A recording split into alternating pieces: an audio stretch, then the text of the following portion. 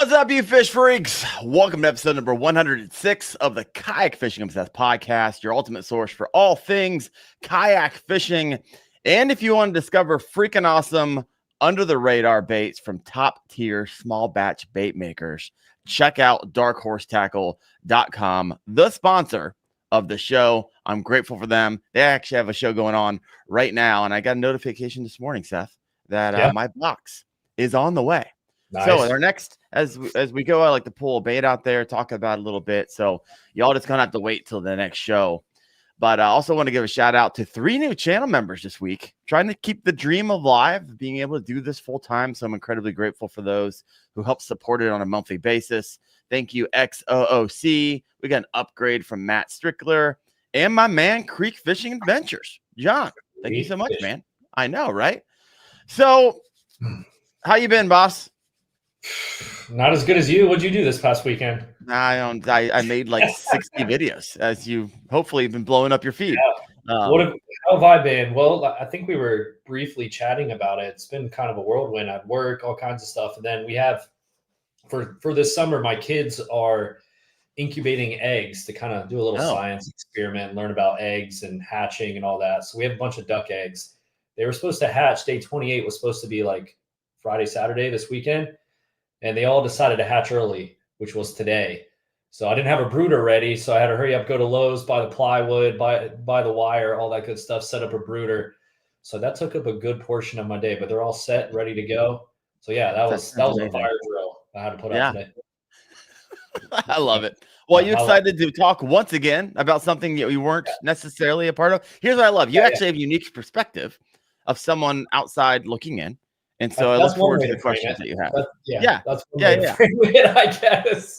All right. I spent a lot of time with our guest at ICAST, and we had a good time. I'm appreciative of this man. He introduced me to a lot of people. Chad Hoover, welcome to the show, brother. How you doing?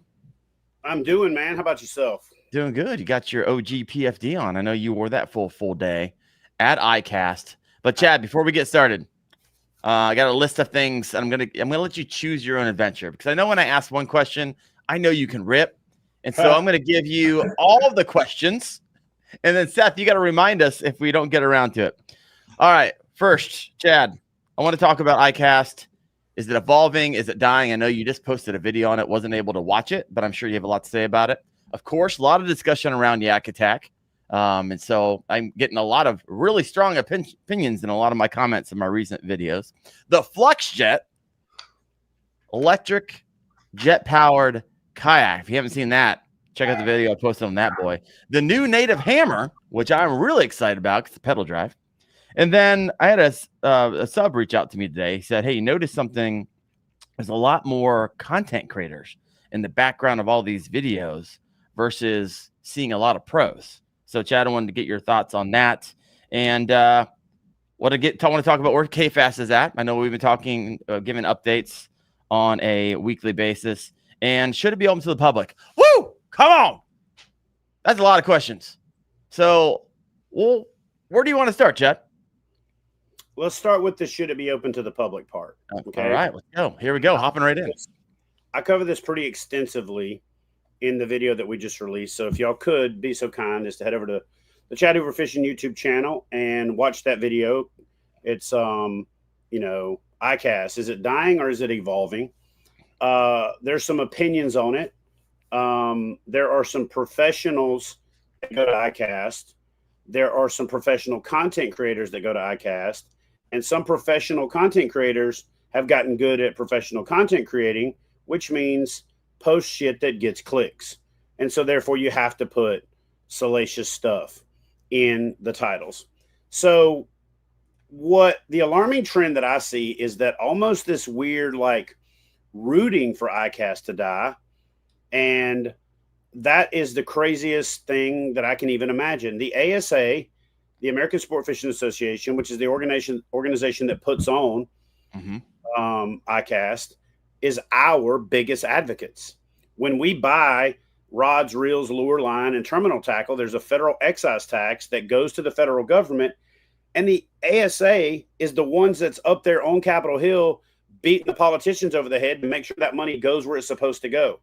So we don't need the ASA to go away. We don't need them to fail. And so here's what I've seen. Okay.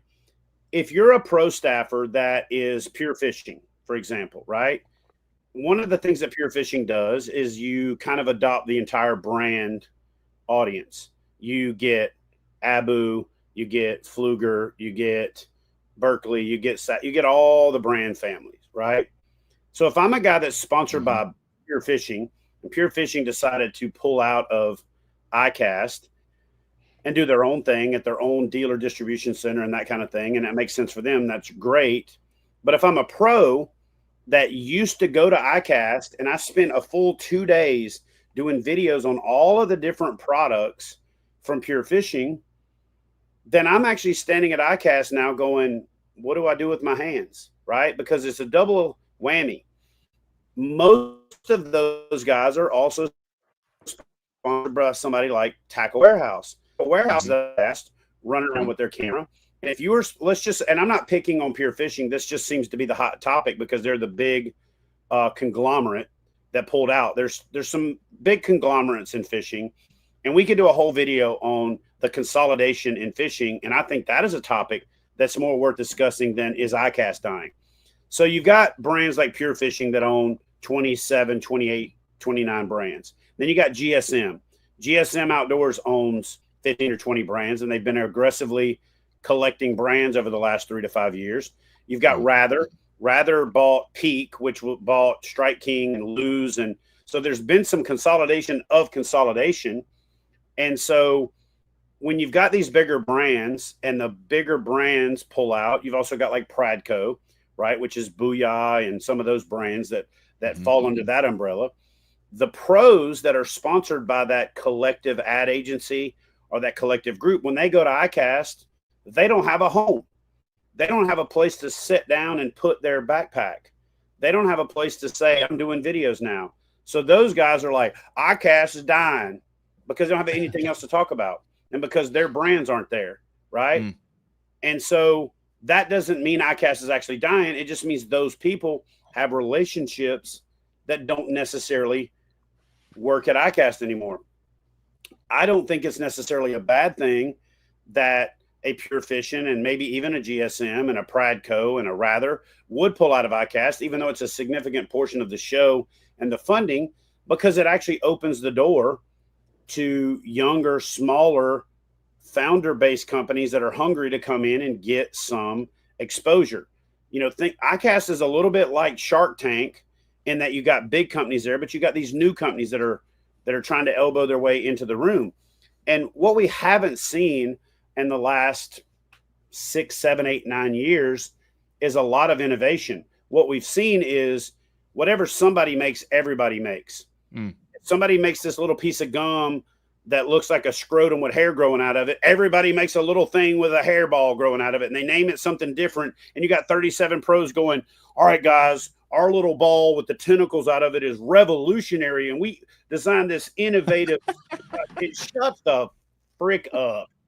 It's a damn ball with some tentacles on it, and there is not anything you can do to that at a micro level to make one vastly superior over the other. You can change to Elastec, which is living rubber, or you can go to fucking Plastisol, or you can go to rubber. That's about it. But don't stop talking about the other part, right? That's one thing. The other part of the show is they've brought in some tangential to fishing stuff like the ATVs and UTVs and stuff like that to build out some of the booth space and some of those other things. But those people are investing in growing the sport, and they're invested in growing opportunities for sportsmen. So I don't think ICAST is dying. I think it's evolving. So I'm going to answer the question about should the public be there? Yep. Absolutely not. I just put this PFD on for the first day and was trying to go from booth to booth, and you were with me. I couldn't go 15 feet without somebody wanting to stop me and talk to me about the PFD and this, that, and the other. And I'm like a pseudo celebrity in fishing. I've got a following, but I'm not like Kevin Van Dam or Mike Iaconelli or one of these guys. Those guys can't walk 30 feet in a trade show with mostly professionals without having to stop and talk to people. Right. So then what you end up with is, let's just say Seth is a fan of the show and he's there and he sees his hero. And then that guy's going from a meeting to a meeting because he's there for business, but he goes, hey, man, I'd love to talk, but I can't. Or he just blows past you. You're like, that guy's a dick. I came here just to see him, and he had a perfect chance. That guy's an idiot. But you don't know exactly. But you don't know what's going on, and you don't realize that for the first 2 days, it is death by meetings. These companies have paid, tens of thousands to hundreds of thousands to, in some cases, millions of dollars to be there, to have these personalities all under one roof, to have the businesses under one roof, to have the distributors under one roof, and to have the retailers there. Now, here's what my solution is, and I get really in-depth about this on my video, so go watch it, please, is I do think, and I have been advocating to the ASA for this for about 6 years, maybe even a little bit longer. Make it a trade-sumer show, okay? Here's what I mean by that. Monday, let's do on water, and let's leave the hall open until 10 o'clock at night to get our shit loaded in, right? To get our booths set up. Then let's open Tuesday, trade show day 1. Wednesday, trade show day 3. Thursday is trade show day 3 or 2.5, but like it's also transition day.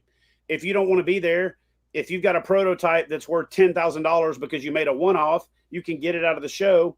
Friday morning, it's a consumer show. Saturday morning, it's a consumer show. But here's how you do it. You manage it that way from the beginning. They're already there. They've already paid for their booth. They've already shipped all the product. They got all their people there.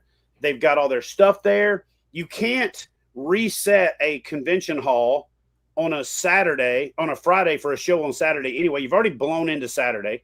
So tell the convention, we're going to stay through Saturday, but we're going to charge $10 for people to get in, or $25 for a family. And you guys are going to make all the parking, and you're going to make the concessions, but you set up a fund, and you say, this fund is the ICAST, consumer attendee fund. And you track how much money came in, and you take that money, and then after the show is over, you apply that to conservation, but you say XX number of dollars went to Captains for Clean Water that resulted in this.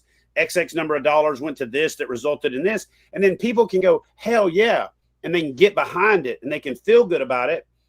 But you keep out the people that aren't willing to throw $10 in, so that it's not a just absolute madhouse with people running around with trash bags looking around, what's the best deal I can get? You know what I mean? Like, so you get a good show out of the deal. So I can tell you, you cannot do a trade show with the general public in it for the trade portion. But you're already there. You're already dressed for the dance. The dance floor is already decorated. Like, let's do it. Let's consolidate the trade part. Everybody's standing around on Friday with their thumb in their ass waiting on breakdown anyway. Yeah, 2 o'clock. Start making announcements at noon. Vendors, please do not break your booth down until, you know what I mean? And the vendors are all like drinking with each other and talking. It's just a sneaking stuff out the side door. Let's let that day be an actual show. Let's let the general public come in. Let's generate some revenue for conservation. But you cannot have a trade show and a consumer show at the same time. It just does not work. There are brands that have like $100,000 prototypes in their booth that if you let every dingleberry that comes in there grabbing and twisting, you just can't do it, right? Yeah. And the other thing is, there's a lot of these brands that are like, we don't want to pack this stuff up and take it home. No. So they could sell their booth on the last day. They're trying to do it to people in the industry. Nobody in the industry buying that shit. Like, we're in the industry, bro. I could get that stuff from you at a discount anytime. Right. So, but if you let consumers come in, you would also open up the door for one of the largest user-generated content opportunities that ever existed, because now you got everybody in there with their phone doing social media. And so, yes, I do think there should be an evolution of it. I do think there should be a consumer component to it, but you cannot do consumers for own water. You cannot do consumers for the first 2 days for sure, but there is a way to do it. And I think the ASA should really tackle it. But for the folks that are rooting for ICAST to fail, you don't understand what ICAST really is. And for people that don't understand, they fight for us. They're advocates for us for the money we already spend. That's our money to go back into conservation and to go back into fisheries management and fishery sciences. we should be advocating for ICAST to be successful. And it is successful. I think this year, because they got rid of some of the run and gun booth crashing influencers, and they got rid of some of these massive buying groups sending people in to vote in the new product showcase, and they got rid of some of these like Asian, like swarm groups. It just felt like there was less foot traffic. But well, unpack that. You zoomed over that. I want you to peel back the onion on those three things real fast. You could have more meaningful conversations. You didn't have to be on guard at any given time protecting your booth. You could just relax and do good business, right? What do you want me to back up on? So you zoomed over with some history that not everyone listening in may be aware of. Buyers groups, how that used to work in the past, how they kind of mitigated that. Swarms, you mentioned, what used to happen. I'm setting up softball because I know you talked about these things. And you mentioned some other one that I forget about. So buyers groups with some of the bigger organizations used to get a mass of badges, and they would give it to their buyers. And then they would say, hey, we've got this brand that we need to be best of show in this category. And they would go in and swarm best of show and then basically stack the deck. Buy the votes. Yeah, exactly. And so they've really cracked down on that. So there's always going to be a little bit of that in anything that is a award show that isn't super scrutinized. So, I mean, you were there, you walked around voting, you know how it works. You got media and you've got buyers, and the votes are equal. And, there's way more of them than there is of us. And not to mention a lot of the media, let's be real. A lot of us are compromised or conflicted. I'm going in there, but I'm also here representing a brand. So I'm kind of tainted to a certain extent, even if I don't want to be, because I'm more familiar with that brand than I am with the other brand. And a thing that happened last year, and I actually went to the ASA about it, is there was some groups that would come in, and it would be these groups of Asians, mostly Chinese. This is not a race thing. This is a nationality thing. But they would walk into the booth, and they would have a couple of people come up and start talking to the people in the booth to kind of act like they wanted to do business. And then what they did is they had these phones or these mobile internet devices, and they were walking around. And I just happened to look over one of them's shoulder in one of the booths, and they had a program that was literally CAD scanning, image scanning through LiDAR, the product. And then what they were doing is they were taking those products and they were going back and knocking those products off before they even had a chance to make it to the market. So there was a lot of crackdown on that. There was a heck of a lot less of that happening. I didn't even see any of it, to be honest with you. So I think the ASA did a really good job. So between the buyers groups, the extra blitz of, to buy a badge for media. I got 300 subscribers on YouTube. I'm going to ICAST. I'm a media company, and getting rid of some of these, these Asian swarm groups that were coming in and kind of copying products. It felt like there was less foot traffic because there was, but there was a lot more opportunity for meaningful conversation. There was a lot more opportunity to take your time and do business. And there was a lot more time to create meaningful content. I can't tell you how many times last year I was in a booth. I had an appointment. We set up the camera. We had the tripod. Austin mic'd everybody up. And some jackleg comes jumping in. And I'm just going to say this because I am a content creator. I are one of us. But these people have paid tens of thousands of dollars to be there. This is not the platform for you to jump in their booth and do the gotcha moment. Hey, these pliers suck. This is stupid. I can't believe it. Just so you can get clickbait. And even if you are going to do that, don't do it in that person's booth, in their yard, without giving them an opportunity to defend themselves. And then people would come in and just do that stuff and crash a booth while you're in the middle of creating some meaningful content, just trying to do that clickbait, shock value type stuff.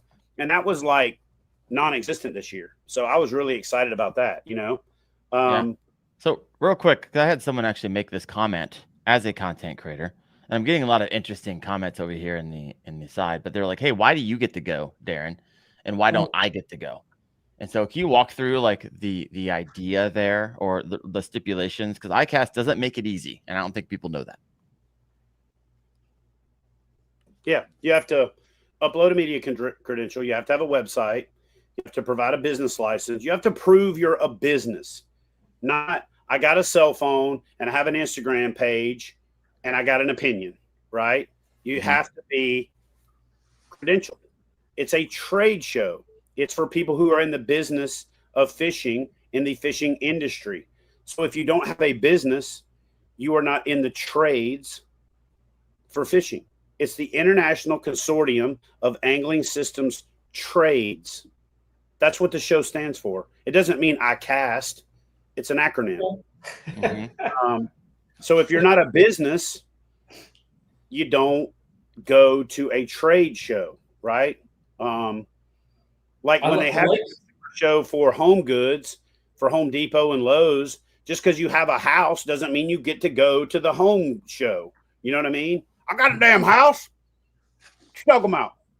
So, I do like the idea of the hybrid. So as like just a regular person, I don't know anything about the drama or ICAST dying or anything like that. I mean, I haven't watched really any YouTube videos on ICAST. As just like a normal person, that I look forward to the products that come out. So I tend to go towards like websites that have like a list of products and genres and like who won, even though it's biased, who won best of show and different things. New baits, like any new baits that come out besides the fuzzy dice, I'm like looking at like, this is kind of cool. How can this, everything seemed to be a minnow this year from what I've seen so far, but all the new baits, but the hybrid portion. So I grew up in central Pennsylvania, and in Harrisburg, we have the Great American Outdoor Show, which I don't know where that ranks in the country for size of outdoor shows, but it's like a couple 100,000 people go to that outdoor show each year. It's absolutely packed at the farm show complex there in Harrisburg, or Hershey, wherever it is there. That's the number one consumer show in the country. Yeah, consumer, not trade. And it is just absolutely packed with outfitters from everywhere across the world, really. Fishing, hunting, anything you want. And I know there's a ton of money in there that goes through there. And it's cool to see everything. So as someone that doesn't get to go to ICAST because I'm not affiliated with any business or anything like that, I think your idea, Chad, there's let the vendors and the trades do their thing. And then if they want to stay and have products or whatever they want to show, I mean, it would be thousands and thousands. I mean, I would go. I want to see the new products and do that. Like, it would be thousands of people coming through. So last year there was 14,000 people that went to ICAST. And that's early guesstimates this year is that it's somewhere between 11, 11.5. I haven't seen the final numbers. They announced 12. 12. Okay. All right. So I firmly believe that if you opened it up as a consumer show, it would be 45 to 60,000 people. You're in the fishing capital of the world. You're in the upper end. There's an extra reason to go there because people can say, baby, let's go down there. You can go to Disney and I can go to the damn ICAST, baby. You know what I mean? Like, there's a lot of people that are already there for vacation, for Disney and Epcot and all the other things. And again, you're centrally located in one of the largest biomasses of fishermen in the world. And so, yeah, I think 35 to 65,000 is a drop in the bucket. And just think about how much good you could do with $350,000 to $600,000 in conservation money that you could raise at $10 a head. It's just and it makes it manageable. And you buy them online, you know what I mean? And they could auction off VIP packages where you got to go the last day of trade and the first day of consumer for we only do 3 of these packages and it's behind the scenes or something. There's just a lot of cool things they could do, but you got to understand they're putting on a massive show. And some of these people are packing their stuff up, putting it on pallets and shipping it to another show like the next weekend. Right. So I get part of it, but man, if you shrunk it down a day, because we're all standing around with our thumb in our butt the last day anyway, and just made it a consumer show, stayed one more day, make it last till 3 o'clock. You could still be out of there by 6 or 7 on a Saturday. And you got a whole evening and next day to get on the road. I just think it could work. You could charge a lot more than $10. Heck, I'm just saying, but just at $10, you would still get a pretty good chunk. And the reason I say $10 is you already got to pay $20 to park for a car. So if you got a carload of people, it's $5 a head. If you're by yourself, it's $20. So if you add too much more to it, now you're talking $50, $60, $70 to go to the show. It's going to deter people. So you're already paying for parking. You're making money for the city. Make it $10. Kick the doors open. Turn it into a feel good thing, and then you could have people wanting to take pictures with their heroes and wanting to meet with them because they've got all their meetings out of the way, so they're not rushing from booth to booth to booth or standing there, trying to do videos. Because I mean, Darren will tell you, and he was winging it this year. But like, if you're not winging it and you're in the industry, you're literally from 9 a.m. to 6 p.m. You're like, bam, bam, bam, bam, bam. And I told him, hey, don't worry about it, man. We'll work it in. And I just kind of forgot about it. And he's like, hey, can we go by this booth? And I'm like, yeah, man, I'll hit you up when I'm headed that way. And you look at your watch or your phone, 2 hours drop. 5.5 hours later, and you haven't even looked at your phone or your watch. You know what I mean? So it would be impossible to do it consumer and trade at the same time. But I really do believe they could extend the show a day. Let that last day be consumer, get 2 days of consumer, 3 days of trade, and it'll double the benefit of people being there. And it will also attract some of those smaller brands that go, I can't afford to go to ICAST and spend all of this money in July to make back that money in April, February, March, April of next year. If I can make some money right now to make it worth going to the show, I can do it, which is why people go to the Classic. It's why they go to Red Crest. It's why they go to the Harrisburg show. So yeah, it would literally open the door to more opportunities as well. Okay, I'm gonna switch gears for a second, real quick. Stinky River Tom, he thanks for the support, brother. Throwing some cash toward the Kayak Fishing Obsessed podcast. He says, I appreciate you guys. I remember seeing Chad roll up my local river a few years back in a kayak. Seeing that, Wendell's videos and AAA anglers got me off the bank. You guys rock. No, Tom, you freaking rock. Thank you, my man. I got a few comments over here, Chad. I want to get your knee-jerk reaction on them. Rhino Joe Outdoors. So the ICAST is great, but I feel there's a lot of influencer fatigue these days. Yes. I mean, I hear it, but you're the one that clicks on the videos to watch it. I'm so confused by the comment, right? No, I know. I'm going to take his position on it. What's his position? Is he talking about saying the same shit over? Everybody's saying the same thing. Like there were certain things that I was trying to fill the gaps, and I've actually kind of waited this year to do my videos so that I'm not just another talking head saying the same thing that everybody else said. What I loved about your videos, and I told you this, and this was off the record. I watched your videos because of your genuine enthusiasm about being at your first ICAST, because you put in the work, you've pulled the plow, you've grinded, you've established yourself, you're a brand, you've got a substantial subscriber base, you've got a podcast, you've got all of these things, right? So you earned that youthful enthusiasm of being the rookie at the show kind of a deal. But what I think he's saying, and maybe he can respond with another comment, is I think he's saying that it's just the same people saying the same shit over and over again. Hey guys, I'm Bill Smith here at ICAST, and I'm in the FluxJet booth. Adam, tell us about FluxJet. And they asked the same question. How much does it cost? What does it weigh? When's it going to be available? Come up with a different angle, man. You know what I mean? Say something different. And I think that's what he's talking about. And I've actually felt that myself. So I've said, I'm going to wait.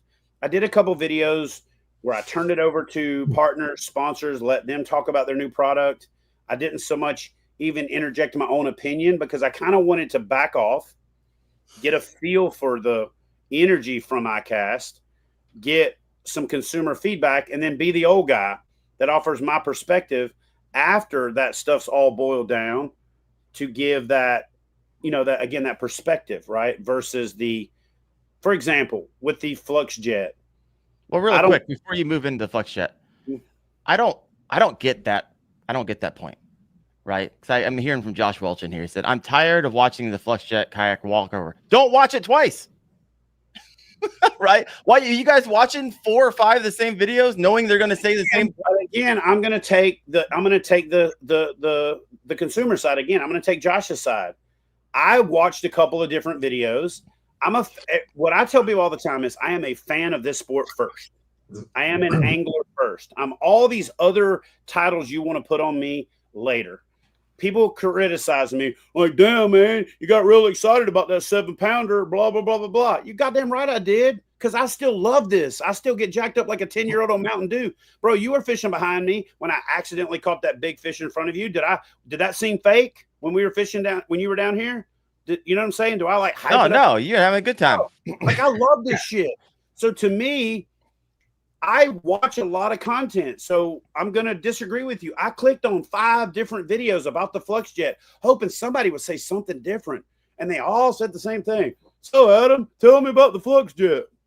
Well, what did we post it? We supposed to explain it for him? That makes no sense to me.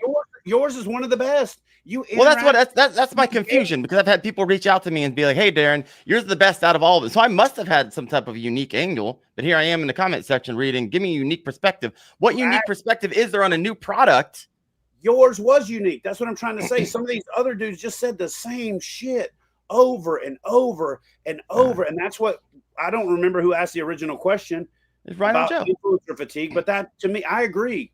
I'm like, come on, man. You know, it's like the outdoor influencers from Overland Expo. They all go to Overland Expo, and every one of them go to every booth. Hey, I'm here with Doo-Doo Towel. Doo-Doo Towel, tell us about what you do. I'll make a towel that you can wipe your butt with. We named it Doo-Doo Towel. How much is Doo-Doo Towel? $5.99. You can bury it in the ground, and it only takes 3 years to disintegrate instead of 375 years. That's why we care about the environment. Thanks, Bill. Where can we find out more information about Doo-Doo Towel? You can go to doodootowel.co. Thanks, Bill. And every bitch does the same thing. And ICAST has somewhat turned into that. It's so interesting, because I don't, I guess I don't watch other people's videos, right? So I'm not over here watching the same. Well, you're not even qualified to argue then. Shut up and let's move on. I am on concept. No, you're not. Like, conceptually. You got to go watch them. It's like the people talking about his ICAST dying who weren't even there. What? If you don't go, shit. Here's the problem. There's 800 new products there, right? 800 new, not even including all the ones that already, everything else that they're showcasing. It's impossible for me to know what AliX versus DIY Angler versus. It's impossible to know what everyone else is covering and our unique angles. So I still don't get. I get it, but I don't agree with it. Anyways, we're done. I think that horse. I think that tarpon sticker, money video, money. Yep. What was that, Chad? I was just telling Josh Wells. Got his back. Yeah. Same page. I see you, man. I see you, man. All right. We'll switch gears here. Let's talk about a few other things we did see at the old ICAST. If you got a question for Chad or myself or Seth. Yeah, or Steph. Yeah, it wasn't there. We'll be there. My water because I'm next year. While I was talking. Yeah. Seth is enjoying this. Go ahead and throw that in the comment section. We will get that answered. All right. Some of the other things. So we kind of answered that. You don't believe it's open to the public. Where's my notes? I threw it in the air. Here we go. All right, Chad. I guess YakAttack.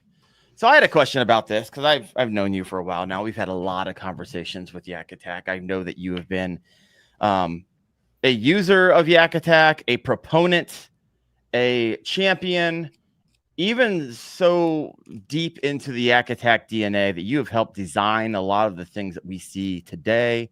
You have been on advisory boards in the past, and you and I are having this conversation, and which was confusing to me, that there were things that you were finding out the same time I was finding out by walking into the YakAttack booth. So what is happening here? Because usually I'm like, hey, Chad, I got a question about the Yak. You're like, oh yeah, I helped design that and blah, blah, blah, blah, blah, blah. I remember one time I sent out that cart and you called me up like, bro, there's some things you don't know. And you read me the riot act. But I haven't got one of those calls in a while. So what's going on? Help me out. Spill the beans. Man, I am. I want unfiltered Chad right now, by the way, because you I know that face. You just filtered, unfiltered. I am very seldom at a loss for words. and have to think carefully to be diplomatic. But at the same time, am I talking to Chad Hoover? At the same time, there are things in this industry, because of how long I've been in the industry, that people assume. Okay. Mm-hmm. So I'm just going to speak. I'm going to speak off my heart. I'm going to take off my professional hat and I'm going to put on my Chad hat, because I've been with YakAttack since it was in Luther's garage. I've slept at Luther's house. I watched his kids grow up. Like, I love that dude. You know what I mean? I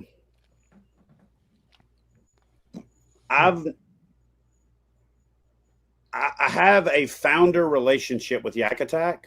Yep. But they've become a private equity company. Mm-hmm. And founder relationships are, you get a call at 2:00 in the morning. Hey man, I got an idea. And you fire up the computer and you go back and forth on Google Sketch or, a CAD program or whatever. And I've had to learn that that is not the relationship that I have anymore. Right. But that doesn't keep me from feeling like something's missing when I've always been on the backside of the product development. I've helped name a big chunk of their products. I've brought a big chunk of the product ideas to YakAttack, at least under a premise, and then help define or refine the design. And then I felt like I've been the puppet master out there beating the drum for YakAttack. And I don't know anybody that's beat the YakAttack drum harder. I don't. I really don't. I'm not breaking my arm, patting myself on the back, but I feel like I've even at many times beat the YakAttack drum harder than YakAttack, right? But things evolve, just like with ICAST evolving. So when I walk into a booth and they got a motor that I don't know anything about, with lithium batteries that I don't know anything about, with an Anchor Wizard type drop shot thing that I don't know about, with some other things that I don't know about, and they seem like products that didn't necessarily fit the YakAttack brand strategy, if you will, for the YakAttack that I knew before the acquisition. Mm-hmm. It's tough. Like, I've had lots of great conversations with Dave, the CEO, but I also don't know what's coming. But what's crazy is I've got all these relationships, and then ICAST kicks off, and then I get blindsided with people going, "Hey man, I can't effing believe you got YakAttack to knock off this product." Mm-hmm. Like, look, man, I saw it probably after you, because somebody got into the booth before me and did a video about it, and I made it to the booth, and it's already all over social media. So I don't know. I'll be honest with you. Like, that is like seeing your high school sweetheart or this girl that was the one, like, with her new boyfriend, and she acts like she don't recognize you to a certain extent. Does that make sense? Yeah, it makes sense. You always have these crazy analogies. It was kind of a gut punch, man. Like, to be honest with you, because I've got these personal relationships with the founder of this company and the founder of this company and the founder of this company. And early on, I built these synergies between Luther and the other founder and the other founder and the other founders. And it was almost like it was us against the world, all back to back with our swords drawn against the greater industry. Yeah. Because we are contrarian as kayak fishermen. We're the anti-establishment, go against the grain. I actually experienced this exact same thing with KBF. People started responding to KBF viscerally when KBF became so big that it was the thing that we didn't like as kayak fishermen, is that this authoritarian, overarching, you ain't telling me how to do shit. That's why I'm a kayak fisherman. I'm doing it my own way. And then I had to back up and look at it. And so I almost feel like YakAttack has kind of somewhat stepped off into that realm, and everybody expected them to always be this, what they were.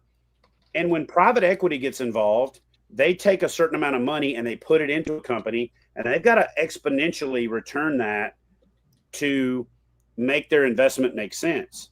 And so they have to look at the landscape and go, what all can we sell to make more money? But they don't have that founder relationship with, Naqua or Anchor Wizard or Torpedo or, all of these other companies that the original ownership did.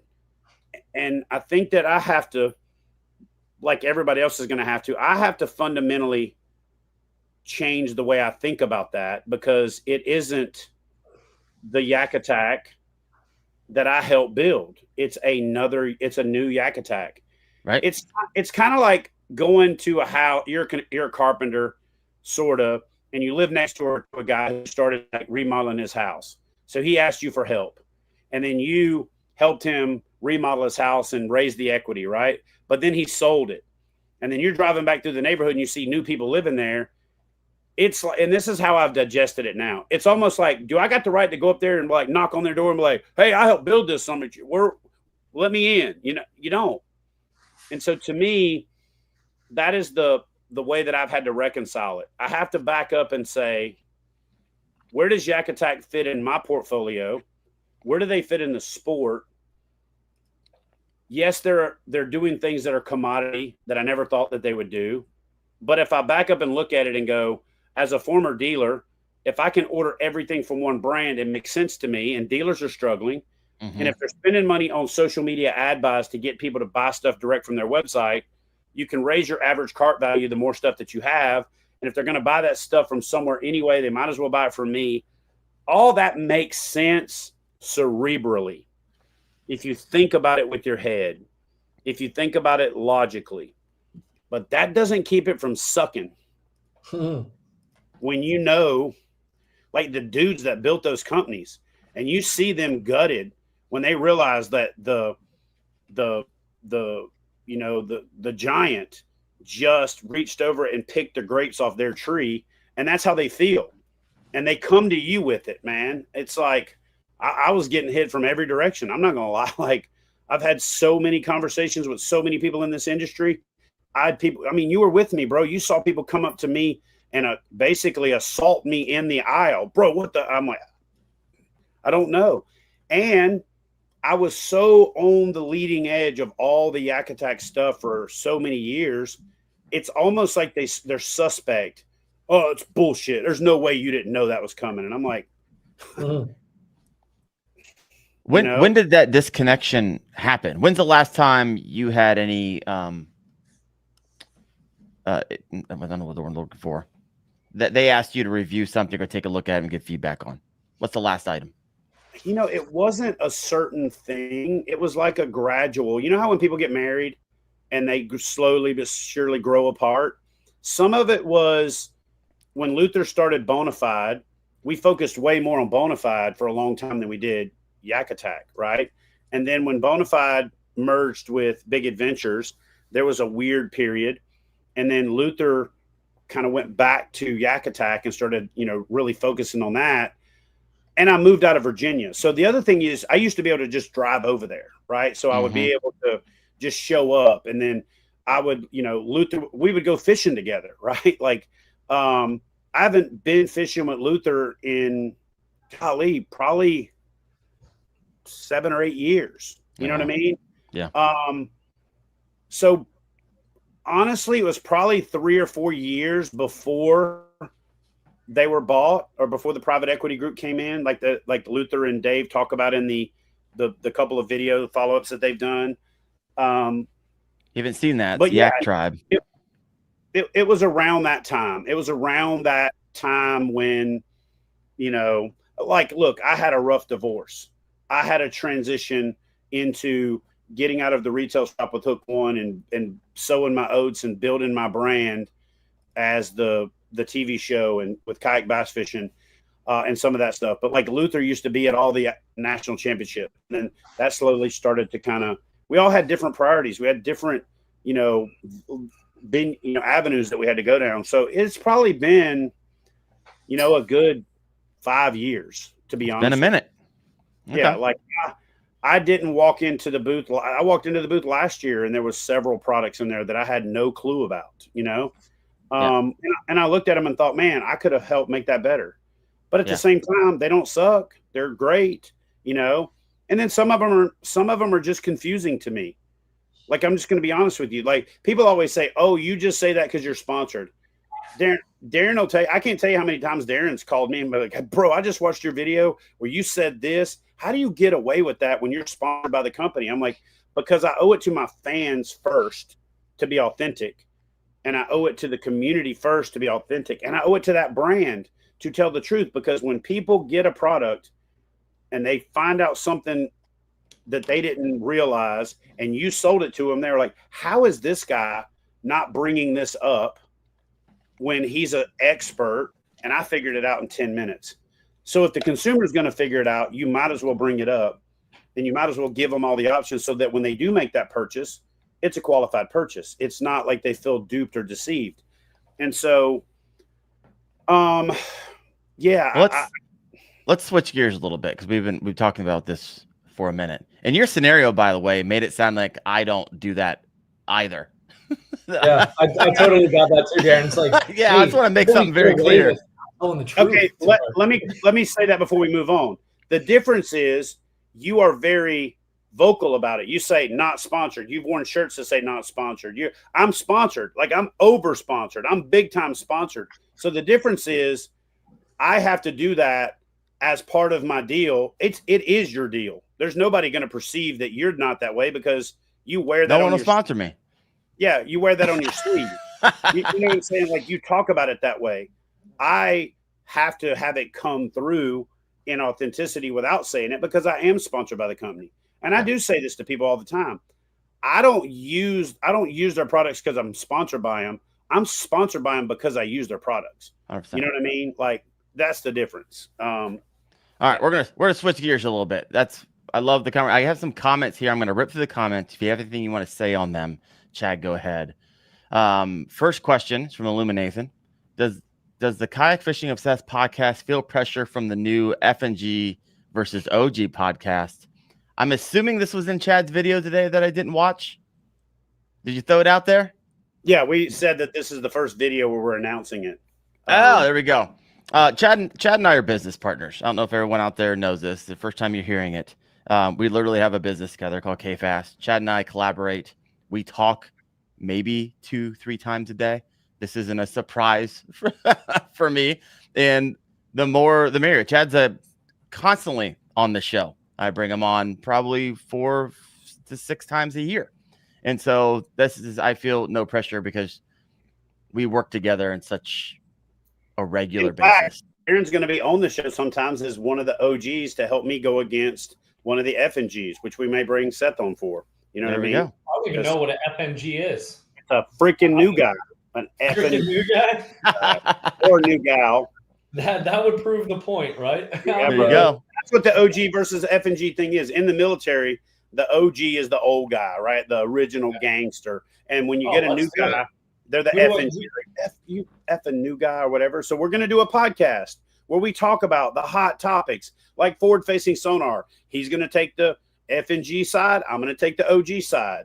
I'm going to sometimes bring on somebody to help me make my point. He's going to sometimes bring on somebody to help him make his point.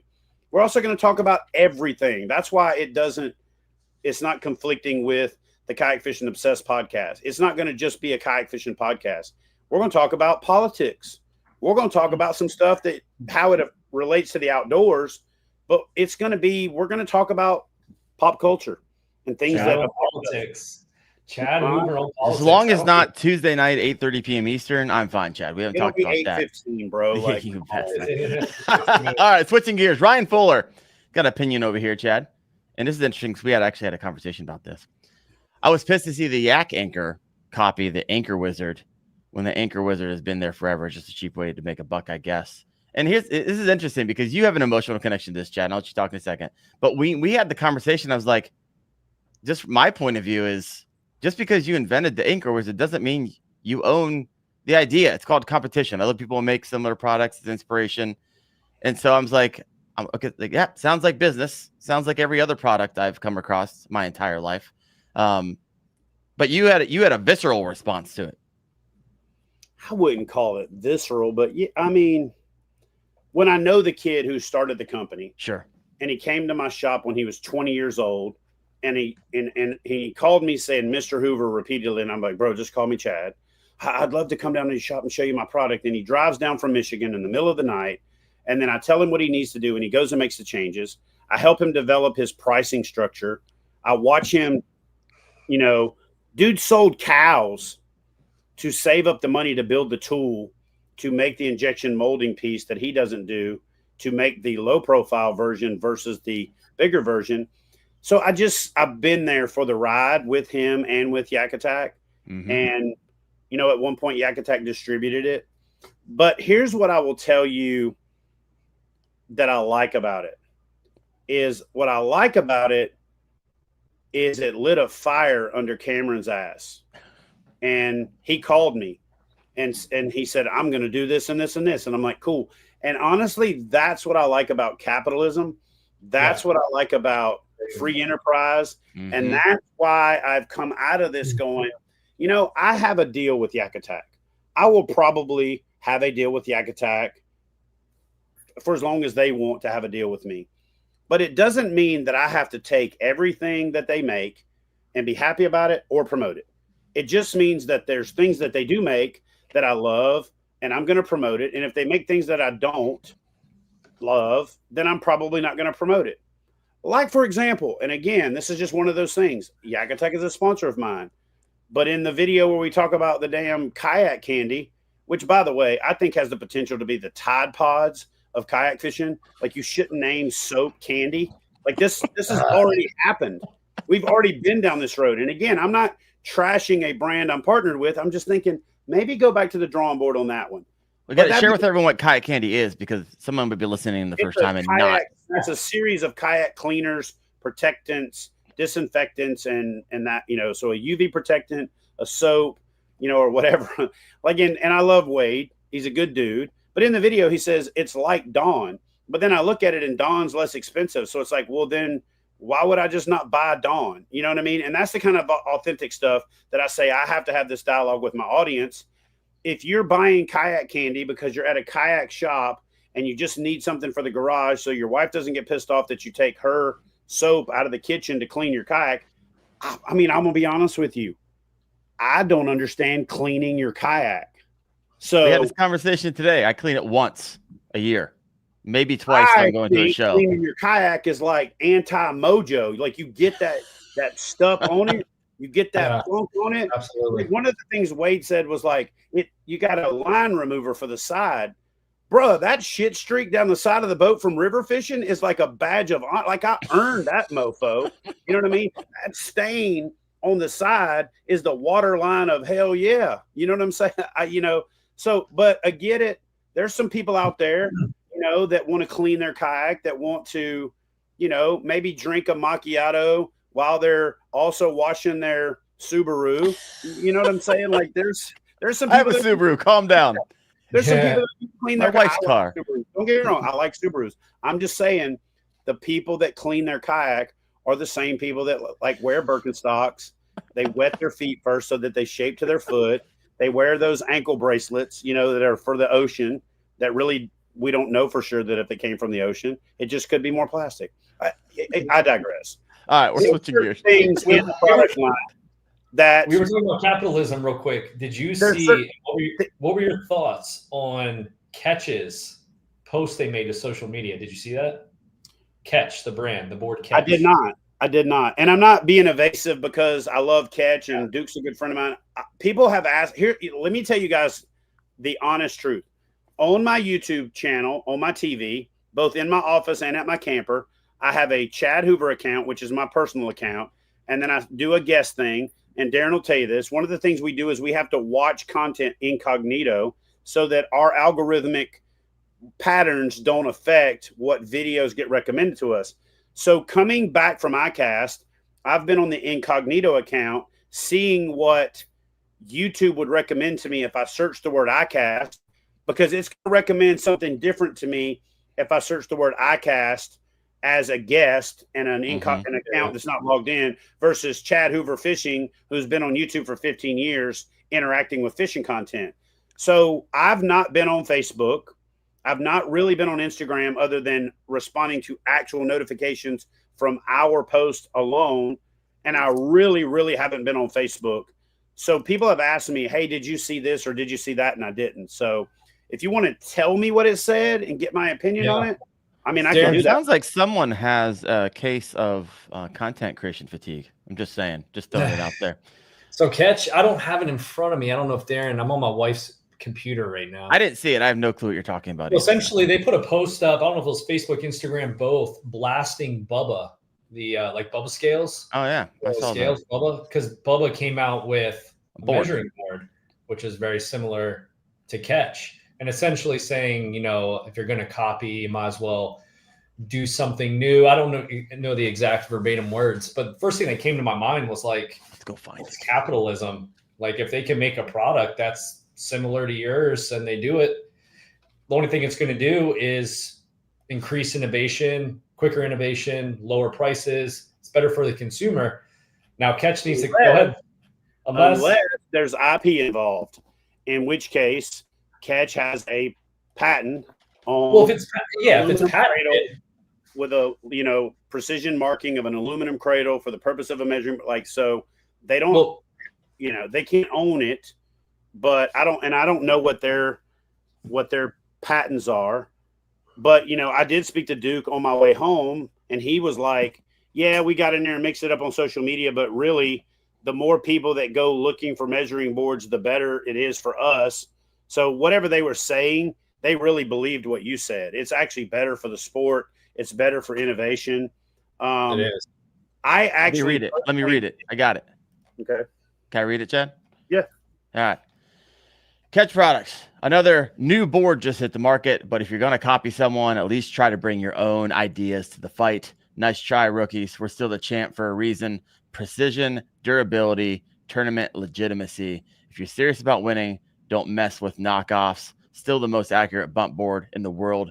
Period. 100% made in the USA. No lies were told. You know what I mean? Like, I use Bubba. I use their tools. I buy the tools. I've tried to work out a relationship with Bubba because I tell people all the time, I'm not sponsored by companies. I don't use their products because I'm sponsored by them. I'm sponsored by them because I use their products. I buy everything I use first. And so then I can say, so I've been trying to work out a deal with Bubba because their shit is awesome. Their scissors are the bomb. Their electric fillet knives the bomb. Their pliers are the bomb. Their scales are awesome. Austin and I have them on the back of our packs in our chest view of everything that we do. But they didn't reach out to me about a board. And somebody told me after the show that they went into the booth and said, hey, is this tournament approved? And they said, it's been approved by all the major tournament organizations.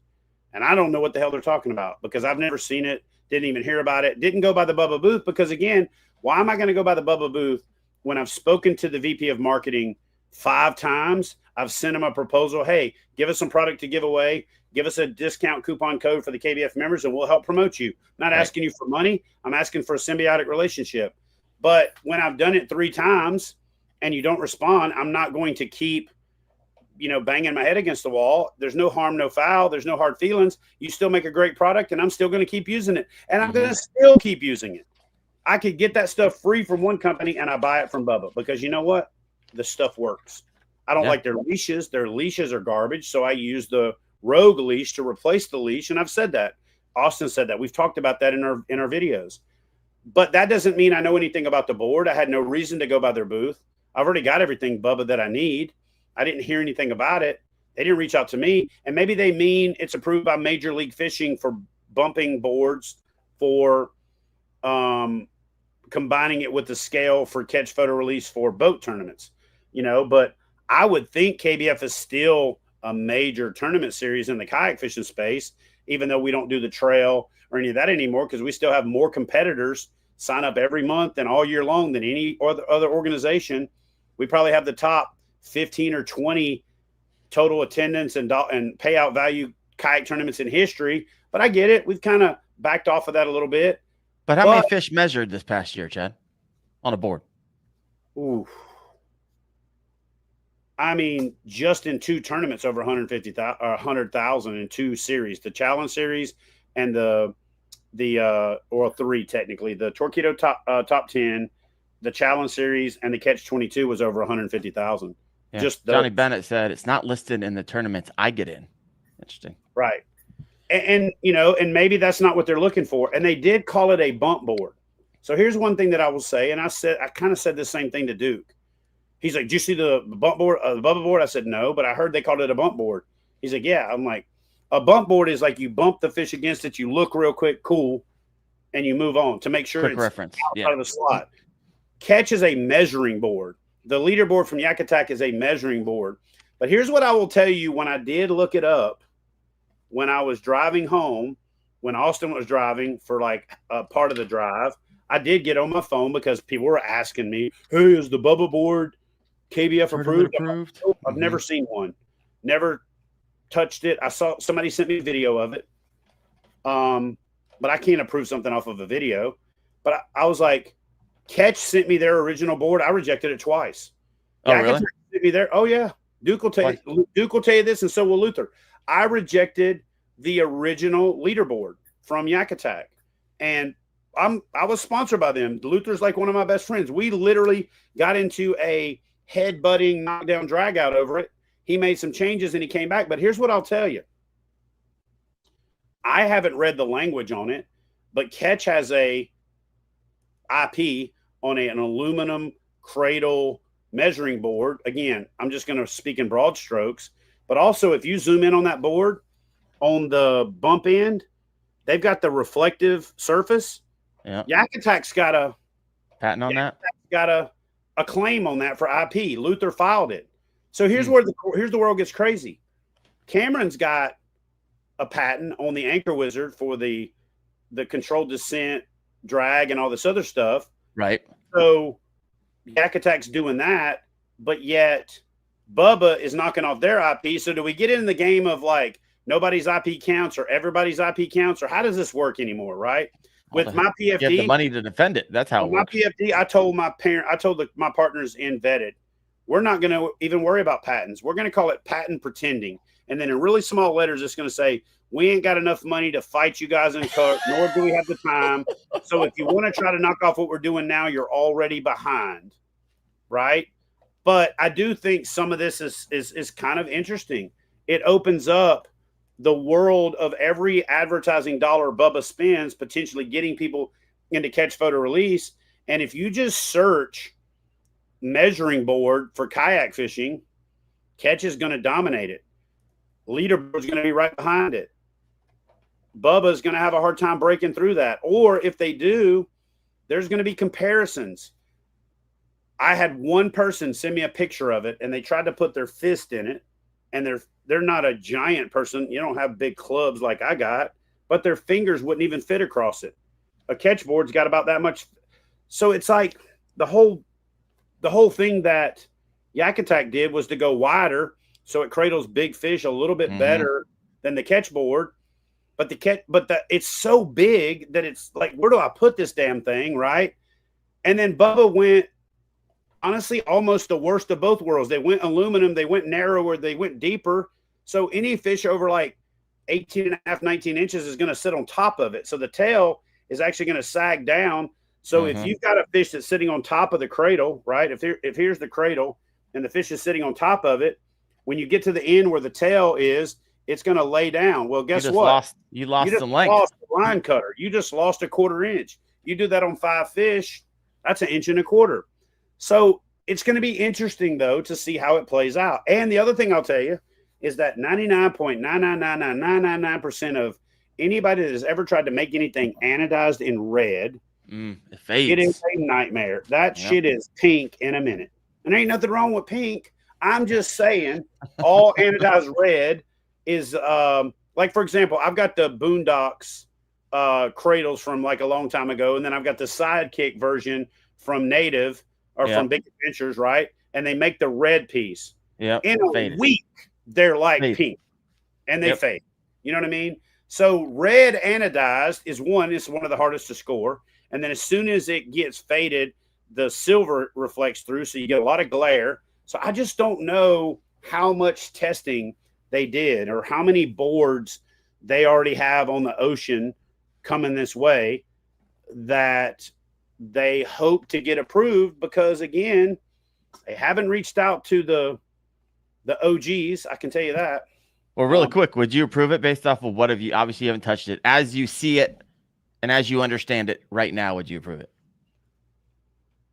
Possibly. What I'm worried about is the line not coming up the side, nor having the proper ridge marks to. People don't know all the stuff that's in these boards that tournament directors and people behind the scenes advise the manufacturers to do, that we don't necessarily tell the consumer, because we use those indicators for the purpose of looking for cheaters, right? When the lines marks don't line up, we're looking for parallax. Do they have lines on the upper ridge? No, that's the thing I noticed too. It's just that's going to be one thing that's problematic. The other thing that I'm going to have to look at is how easy to manipulate is the fence. If the fence is easy to manipulate, and let's just say that this is the fish, right? Okay. And this is your measuring board. If I can bend that fence over and push that fish back, and you get a line cutter on every fish, that's 1.25 inches in a 5-fish tournament. That could be a problem. So I don't know what the connection mechanism is. I don't know what it's like screws down here. I can see. I know, but I don't know. Like, are they dissimilar materials? Are there, the ends are plastic, if I remember. I picked one up. I believe they're plastic, like a polymer. So the first thing I'm going to do is I'm going to take that plastic, I'm going to set it on the hood of my truck for 4 hours. I'm going to push it and see if I can bend it. And if I can bend it, I ain't approving it. Yeah. And I'll just be honest with you. If I've got partnership relationships with companies like Catch and YakAttack, who've invested heavily in the space, and I know a company is knowingly knocking off their IP, I'm not going to approve it on principle, because that's how partnerships work. You got each other's back. You know what I'm saying? There's capitalism, there's innovation, there's competition, but then there's also cringe. You know what I'm saying? But right now, I don't know that YakAttack has the moral high ground to stand on for that with. And again, I have not researched this myself, so I'm totally talking out of my ass. I don't know for sure Anchor Wizard has what they think they have. I don't know that Catch has the cradle, the aluminum board. Again, I'm only talking off of speculation and what I think I remember overhearing in conversations. But what I can say is it's going to be interesting to see how it all plays out. Yep. What I can also say is it's awesome that people are getting vested in the sport. They're getting vested in, kayak fishing's dying. Catch photo release is dying. Oh, yeah, it's dying. There was 2 new app companies promoting it. There was Bubba, a big company that's partnered with Major League Fishing, releasing a board. It's not dying, boys and girls. And the more people that promote it, the better it's going to get. 100%. All right, we're switching gears here. Let's talk about some of the new kayaks that hit the floor. And I thought it was interesting. Everyone's like, oh, the FluxJet won. And I'm a fan of the FluxJet, and we'll get into that. But also, the Hammer was never actually in the running, right? And so when you go around and look at the new showcase and you go back there, it was essentially all inflatables and then the FluxJet. I don't think I saw another plastic boat that was in a new product showcase. No. And so, tell everybody why would a company not put their kayak in a new product showcase to win an award that they can sell on? And then 2, let's talk about the FluxJet. How legit do you think this is going to be a game changer for shallow water fishing? And then I know you and I and the CEO of Bonafide, you guys walk through the native hammer, which I personally like. So I know I kind of provided all kinds of questions there. Take it where you want to take it. The Old Town EPDL won Best of Show. Have you ever seen one of them in the wild? I'm asking a question. I have yet never to this day to see anybody other than a Old Town pro staffer peddling one of those things. They won Best of Show. Have you ever seen one in the wild? Seth, have you ever seen one? I know a pro staffer. that uses No, it. have you ever seen one in the wild? Meaning somebody that bought one and used it. Someone that paid full price. I don't know that I have. I'd have to. You fish a ton of tournaments, Seth. You would see them. Yeah, but I'm focused. I'm focused on the task. Anybody else in the comment section? And maybe, Yeah. So I've never seen one in the wild personally. I'm not saying that they're not out there. I'm not saying that they're probably better for big water. They're better for up in the Northeast or whatever. Okay. Wilderness Systems wins best of show last year with the Tactical Pro. Other than pro staffers and Alex, who gets one to do a review, have you seen anybody with a Tactical Pro? And if so, how many? All I've seen people that bought them complain about the hatches and the cracks and the shapes and all. But that being said, Wilderness Systems couldn't even produce that boat except for pre-order. And in the season, they didn't even have boats ready to go. Right? So best of show at ICAST, success does not guarantee, basically. Right? So a little bit of shine has come off the penny with best of show. The other problem with best of show and the new product showcase is you have to put that boat in the new product showcase and you have to leave it until 2:00 on the last day to pick it up. And companies like Big Adventures are debuting this hammer at the show, and they've only got one in existence. So am I going to put it in my booth where I can talk to people about it, or I'm going to put it in the new product showcase and leave it for the whole week? I'm putting it in my booth. I'm showing it off. I'm using it. So the new product, the best of show is voted on by a bunch of enthusiasts. It can sort of be bought by buyers groups and by rep groups and things like that, you know, and I'm not making any allegations against any particular brands, but when you're company like as big as Johnson Outdoors and you've got deep pockets and you've got a big rep group, you can get a lot of votes. Okay. And again, I'm not making any of these accusations. I'm just saying I've stood in new product showcase and I've overheard things and I've been going to the show for 15 years. And I just kind of, I've not seen the new product showcase or best of show be this big windfall for success.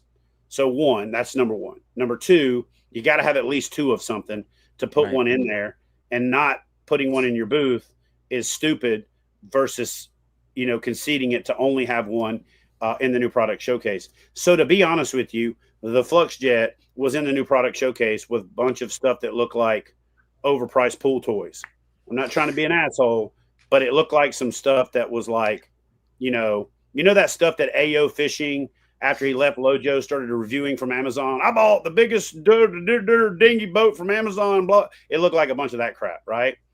So there was no competition. I bought a giant yacht to fish out of. Yeah, that's what Paddle sports has been dominating, and the guys from FluxJet did a really good job of a pre-ICAST email campaign generating hype about the motor.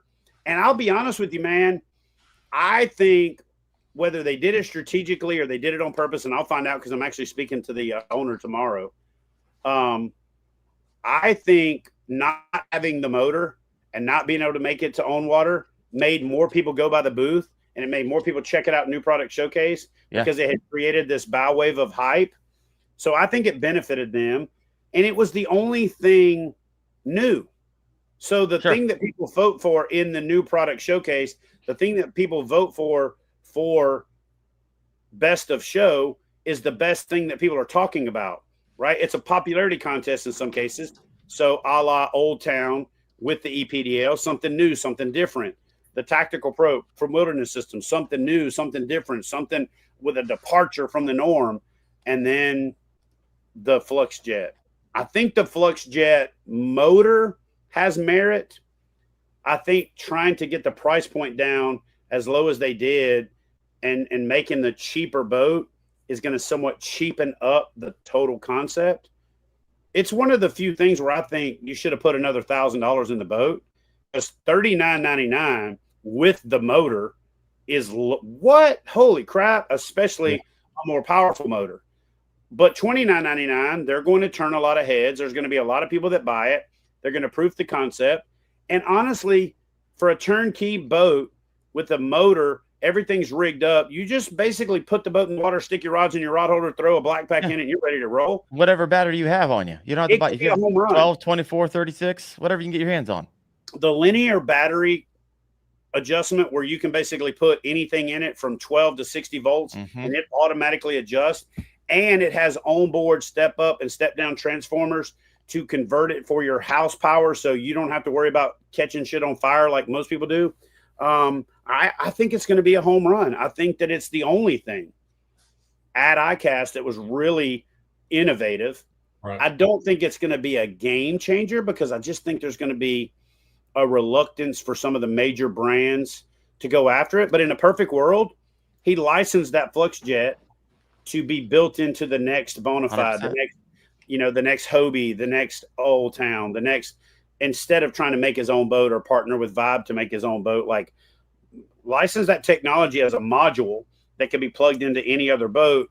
The problem is then you got to have the internal wiring. You got to have all that stuff. So I get it. I think it's a step in the right direction. It's going to be interesting to see how the boat part plays out. And it's going to be interesting to see if his claims about the way the impeller guard prevents uptake of grass and things like that is going to be true, because if it is, he's got a home run on his hands. Yeah. So he did say, and I actually went to the booth because they actually made you sign up to do the on water testing, and they only had like maybe 15. So I was like, boom, I'll be first. And I was getting excited about it. And then, hey, they got delayed in shipping. And they was like, hey, we're going to fly you guys out to Sacramento, test this thing out. I was like, Chad, you get the same text message? He's like, yeah. I was like, hey, I walked in the booth. You guys serious about flying us out? He's like, yeah. And so hopefully in the next few weeks, we'll get that email. We'll actually put this thing to test because I'm going to hop in that bad boy. I'm going to run it through the shallowest weeds and everything that I can. If it, like Chad says, you can just hit that thing in reverse and blow it all out the back and keep on rolling.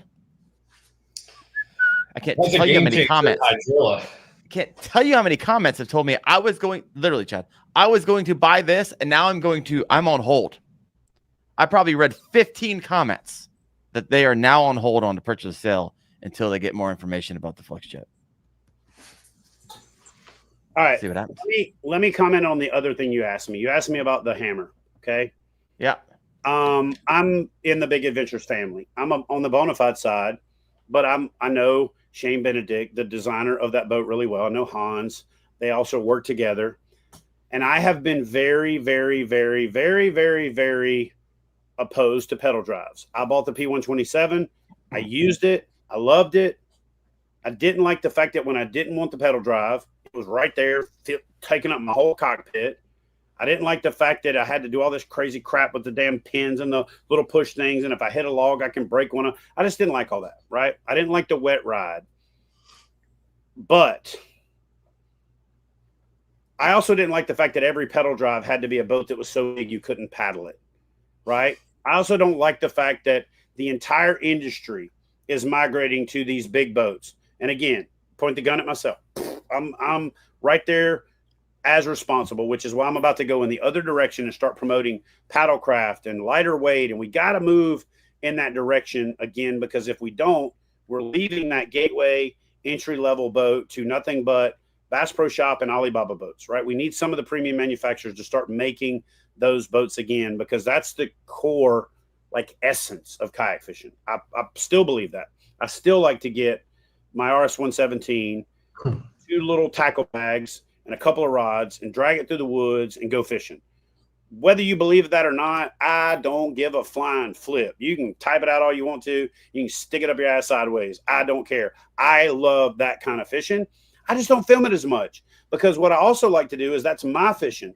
So when I'm fishing that way, I don't want to have 12 cameras, 18, because guess what? It's not simple if I got to put batteries and cords and cameras. And so I do that a lot more, but it's my fault for not promoting it. I fished 310 days last year. Probably 70 of them were in that RS-117 with like one little track pack or one Ziploc bag of lures and 2 rods and the paddle. No motor, no graphs, no nothing. So I think we've got to go back in that direction. The reason I'm going around my elbow to get to my back pocket talking about this is What I like about the hammer is it is a little bit of a pendulum swing back in the right direction, meaning I can look at that hole, and I hate it when people say this, but I got a qualified eye, 30 plus years experience. I'm an aeronautical engineer. I'm not just saying this as the fat redneck you guys see play on TV. I'm literally an expert in this field. Been doing it for a long time. So I can look at stuff and tell what it's going to do. This boat looks like it's going to have a lower initial stability. What that means is this boat is rounded on the bottom like so, right? Mm-hmm. So when you sit it like this, not as much boat is touching the water, so it's going to be a little rockier. That also means there's less wetted surface. Wetted surface creates drag, or coefficient of friction is the technical term, which makes the boat slower. Yes, it feels good to us big dudes to sit down and go, me sit down, me feel stable. But a boat that is basically like this, where there's only a percentage of it touching, and then when you lean over, you get into that secondary stability. That is not normal. That is not the norm for the people that are used to native Titans, Titan X's, Slayers for the last 10 years. It's not normal for what people are used to. So I love the fact that Shane pushed this design back in the direction of performance. I love the fact that you can pick that pedal drive up, fold it forward out of the way, by the way. That new pedal drive is like, I hope they put one in a Bonafide. And I didn't say that before, right? But the fact that it comes up, folds forward and stows, and you pull a pin and take the whole thing out, what? Mm-hmm. I can already tell you, I want to make a forward-facing transducer arm that goes in that hole where you can fold it forward and stow it, and then when you get where you're going, you drop it down in the hole, and you got a little handle right there between your leg. Bruh, what? And I don't know that if they're working on that. If they're not, hey, Big Adventures, if you're not working on that, your boy wants like a Sniper Marine kind of a thing right between your legs that plugs in there, and you take it out and stick it on the side, and you trade it with the pedal drive, right? You have a place for the pedal drive to stow up and backward, bro. I'm going to shut up about that because they probably like, Chad, shut the frick up. But anyway, that pedal drive is badass. It does the one thing that made me hate pedal drives, that it just is always in my way. Yeah. So the fact that it folds up deck space you have now. Yeah. I'm a big dude. I also hated how that damn scupper with the little plastic thing on it, I had to sit there and fight the bungees on it, and it constantly coughed at me. And like, this got a perfect little cover seal on it now, right? You know, like I hated that little scupper hole in there that sounded sloppy. You know what I mean? Yep. Like it just was nasty. It sounded like this girl Missy in playing basketball in high school that was just sloppy going down the court. Anyway, so That's pretty specific, Chad. I like where this hammer is going with the underslung weight of the battery center mast of the boat. Oh, yeah. I love the fact that the seat slides, but it's center mass of the volume of the boat. I love the lower profile control for the rudder steering. I mean, there wasn't anything to not like about it. The crowned hatch that integrated into the bow. I've always liked Native's front handle. That's a grip grab rail and a handle at the same time. Oh, yeah, the rubber on it. Yeah. I literally love that thing. So, again, there's been some misses with Native in the past, and I'll just come right out and say it, and I probably shouldn't. So here's your pedal drive, right? Your pedal drive shaft sticks down below the boat so far. Mm-hmm. So this distance right here is how much you got to work with. When they've designed this pedal drive back in the day for the old propels, the boats weren't this damn thick, right?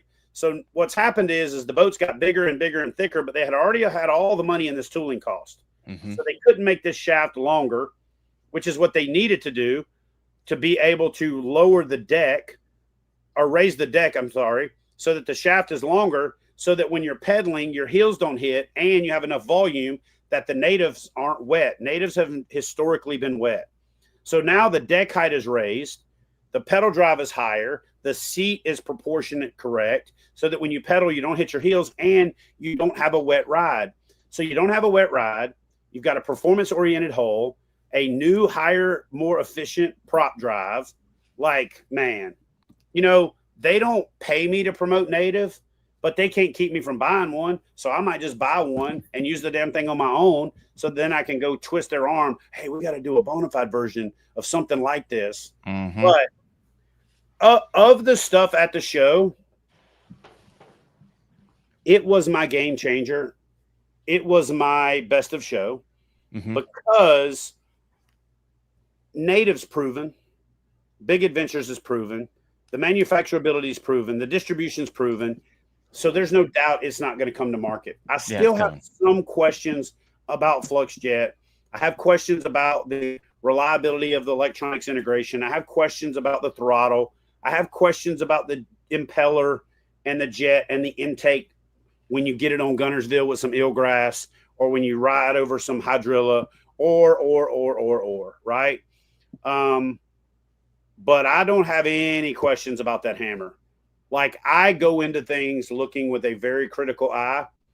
Darren and I are talking. He's like, what's wrong with it? So we've learned each other. He's like, what's wrong with it? I'm like, man, I kind of wish the seat was a little bit higher so that the seat height to pedal ratio was downhill.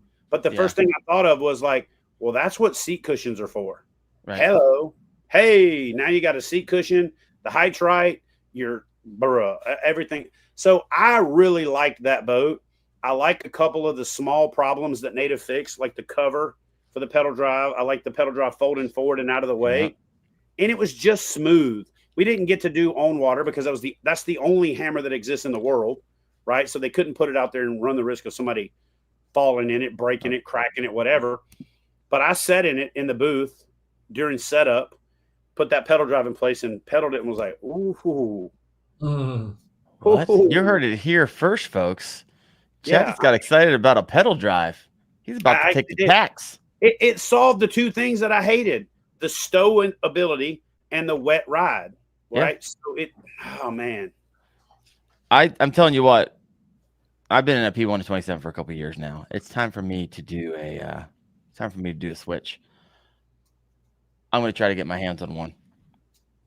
I'm gonna try to help you so that I need to get my hands in one, and then Chad and I will just trade kayaks and we'll like, hey, Darren, you want to trade my XTR 130 for that hammer for the weekend? You know what I mean? I'll be like, there we go. We can do the trip. Here, this kind of new. Chad and I in October are doing a salmon fishing trip up in Michigan, so we'll be trading maybe trade off some kayaks there, Chad. Yeah, we could do that. See what happens. We could do like a kayak version of wife swap, but we'll call it yak swap. Like, I got to fish out of your kayak and you got to fish out of mine. And then we do a behind the scenes like review of it. Yeah. Seth just cringed a little bit on that analogy, but I like a little bit. Y'all can get in my Hobie. That's fine. Just hop in the Hobie. See, it's funny. The Hobie dropped their inflatable kayak and I put that video out. It's like, oh, people would be interested. Nope. No one cares. Nobody cared. Inflatable. You can't do it. I mean, I can't do it. Everyone, their mom's coming out with inflatable kayaks right now. I mean, it must be really easy to bring one to market because I can't tell you how many new ones that I saw. But it was interesting because I was sitting in the Hobie booth and I had a conversation with other guys there, and he's like, "Hey, we were walking around and saw a bunch of inflatable kayaks with pedal drives inside." I was like, "Yeah." He's like, "We own the patent. I'm pretty sure we own the patent on that." Because their engineers at Hobie were like, yeah, we 99% sure we own the patent on that. So it's going to be interesting. Chad's saying no. They're saying yes. I'm going to say this. I got a lot of friends that work at Hobie. I like Hobie eyewear. There wasn't actually a Hobie booth at ICAST. There was a Hobie eyewear booth. I've been using their glasses. Their holes are actually pretty badass. I've got a pack of them right here. They sent me a really cool like care package, a little love. They make great stuff in their glasses. That's so cute. They needed something to go in the booth. But and I'm not trying to harpoon Hobie when I say this, but look, when you've had the problems that Hobie's had, bringing an inflatable kayak to ICAST is like the cheerleaders on the losing team. Nobody's listening. You know what I mean? It's like, you know what I'm saying? It's like the cheerleaders when you're down by 45 points and they're like, rah, rah, go team. And the people, even the people on the stands on that side are just going, just shut up. There's 3 minutes left on the clock and we're down by 45 points. And our quarterback has thrown more completions to the other team than he has to ours. And so honestly, if you can't bring the actual thing that makes you who you are to the show, I personally believe you should have just not brought anything. But that's just me, you know. Yeah. Caro said even Aldi sold on inflatable kayak this summer. I got in the boat, and it's an improvement of the normal iTrek. The H-rails are cool. Yep. The seat is cool. All I'm saying is, when you built yourself on the PA, the Outback, the Drive, the Mirage, all that kind of stuff, and you only bring an inflatable because that's what you got. Again, it just seems like the cheerleaders on the losing team. Nobody's listening. So I will say I did get on the 10, and it is like a go-kart on the water. It's a ton of fun. It's fun as shit. It's fun. It will literally whip around. Even with my fat ass, it was fun. And he said you could put an NK 300 on it and go 10 to 14. They got the anchor mount. They got the motor mount built in. They did put the anchor point so you don't got to glue it on yourself. Again, I'm an inflatable guy. You and I've talked about it. I'm going to bring an inflatable concept to the market in the next 18 months to 2 years. But it'll be a real innovation, not just another 3-chamber drop stitch with a seat on it. Of the inflatables out there, I think Hobie's got the best. They've got the top run rudder to where you can drop it in. They've got this thing where you can move it over from 2 positions on each side, drop your transducer in. They got a motor mount. Again, if it was in the mix of a pro angler, even if it was nothing new, your pro angler, your Outback, then hey, we also got this thing, it would have been better received. But it's not a secret that Hobie's been struggling. It's not a secret that they've had their challenges. And so I just think, again, bringing an inflatable to market was a lot like the cheerleaders, like over enthusiastic on the losing team, when you really should just go ahead and sit down and put your pom-poms up and get ready for the next game when you bring your A game, Yeah. But if you're independently wealthy and you want a good time on the water, how much are those things? 30? Were they 37? Oh my gosh. 36? No, maybe 26. I'm not sure. And look, I can't go looking right now. I'm going to say look for me. I am not the negative guy usually. I really try to be as objective as I can. But here's where I'm at if I'm a Hobie fan. If I'm a Hobie, because there are some hardcore, die-hard Hobie people that have fought the damn good fight, right? I'm going to be mad as a wet hornet if I've got a Hobie Pro Angler that I've been waiting on a replacement drive for 2 years, and I can't get one, and the dealer can't get one to replace it, and now you're selling a new boat that's got that 180 drive in it. It's not the 360, but it's got the 180 in it, but I can't even get a replacement part for my motor. So if I'm Hobie, if you're listening, Hobie. Oh, they're listening. Send your replacement drives out to the people that have already spent $5,000 on a Hobie that are now motorizing their boat because they can't get a pedal drive. Like, of the reasons that I think that maybe the YakAttack motor is genius is that they made it work with a Hobie, because there's a lot of people out there with a Hobie right now that don't have a pedal drive. But I think there's better motor options that they've already probably put on that boat. But again, from a perception standpoint and a brand management standpoint, I'm a fan of the sport. I don't want to see people failing. It's not good for my sport. It's not good for our sport. But you got to take care of your dealers, and you got to take care of that consumer that's been waiting on that pedal drive, instead of making a new one and then selling it with an inflatable for a price that's pretty. It's sporty, man. It's up there. It's definitely sporty. I don't know the price. I forget. I slightly remember them saying 36. It's in my video. I tried to find it. All I'm seeing is a picture of my is the videos that I posted on it. It's up there. Anybody know what it is? If you know what it is, you found it, go and throw it in the comment section. All right, Chad, let's land this. I can say this. I remember it being a whistle dam price. And when I worked at retail, I called it a whistle dam. Somebody would pick something up and say, "How much is this thing right here?" And you're like, $300. Like, damn. And they would set it down. All right, we got a price here. $2,900 for the 10. And I think it's higher. Johnny Bennett. Thanks, man. This is fun. Bassel, NH, New Hampshire. Native bona fide is where I think I'll be staying throughout my kayak career. Well, my man. All right, Chad. That was a lot about ICAST. Any of you have any questions I'm not necessarily like stopping the plane. If you guys want to continue the conversation, have a specific question, throw that in the comment section. I star it. Whenever we finish a thought, I get back to that question. We'll get it answered for you. And so we'll keep the train going. However, Chad, we're going to switch gears a little bit because you and I have been working on something we keep hinting about. And so I don't want it to kind of be off people's radar because we made a huge milestone today.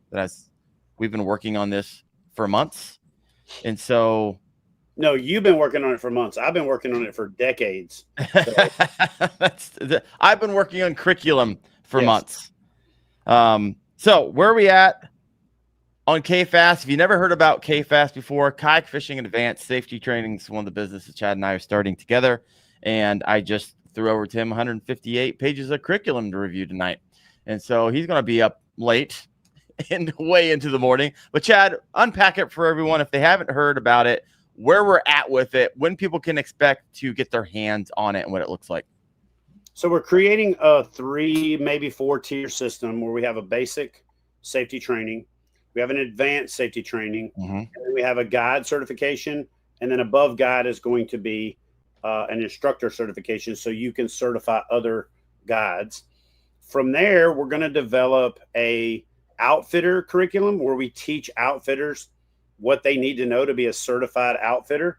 I've seen shops that put too much weight in a boat, that over rig it. I've seen shops that put trolling motors on there and they got 12 gauge wire running the whole length of the boat. And I'm like, what the? So that is electronics, weight, and PFDs are our biggest issues.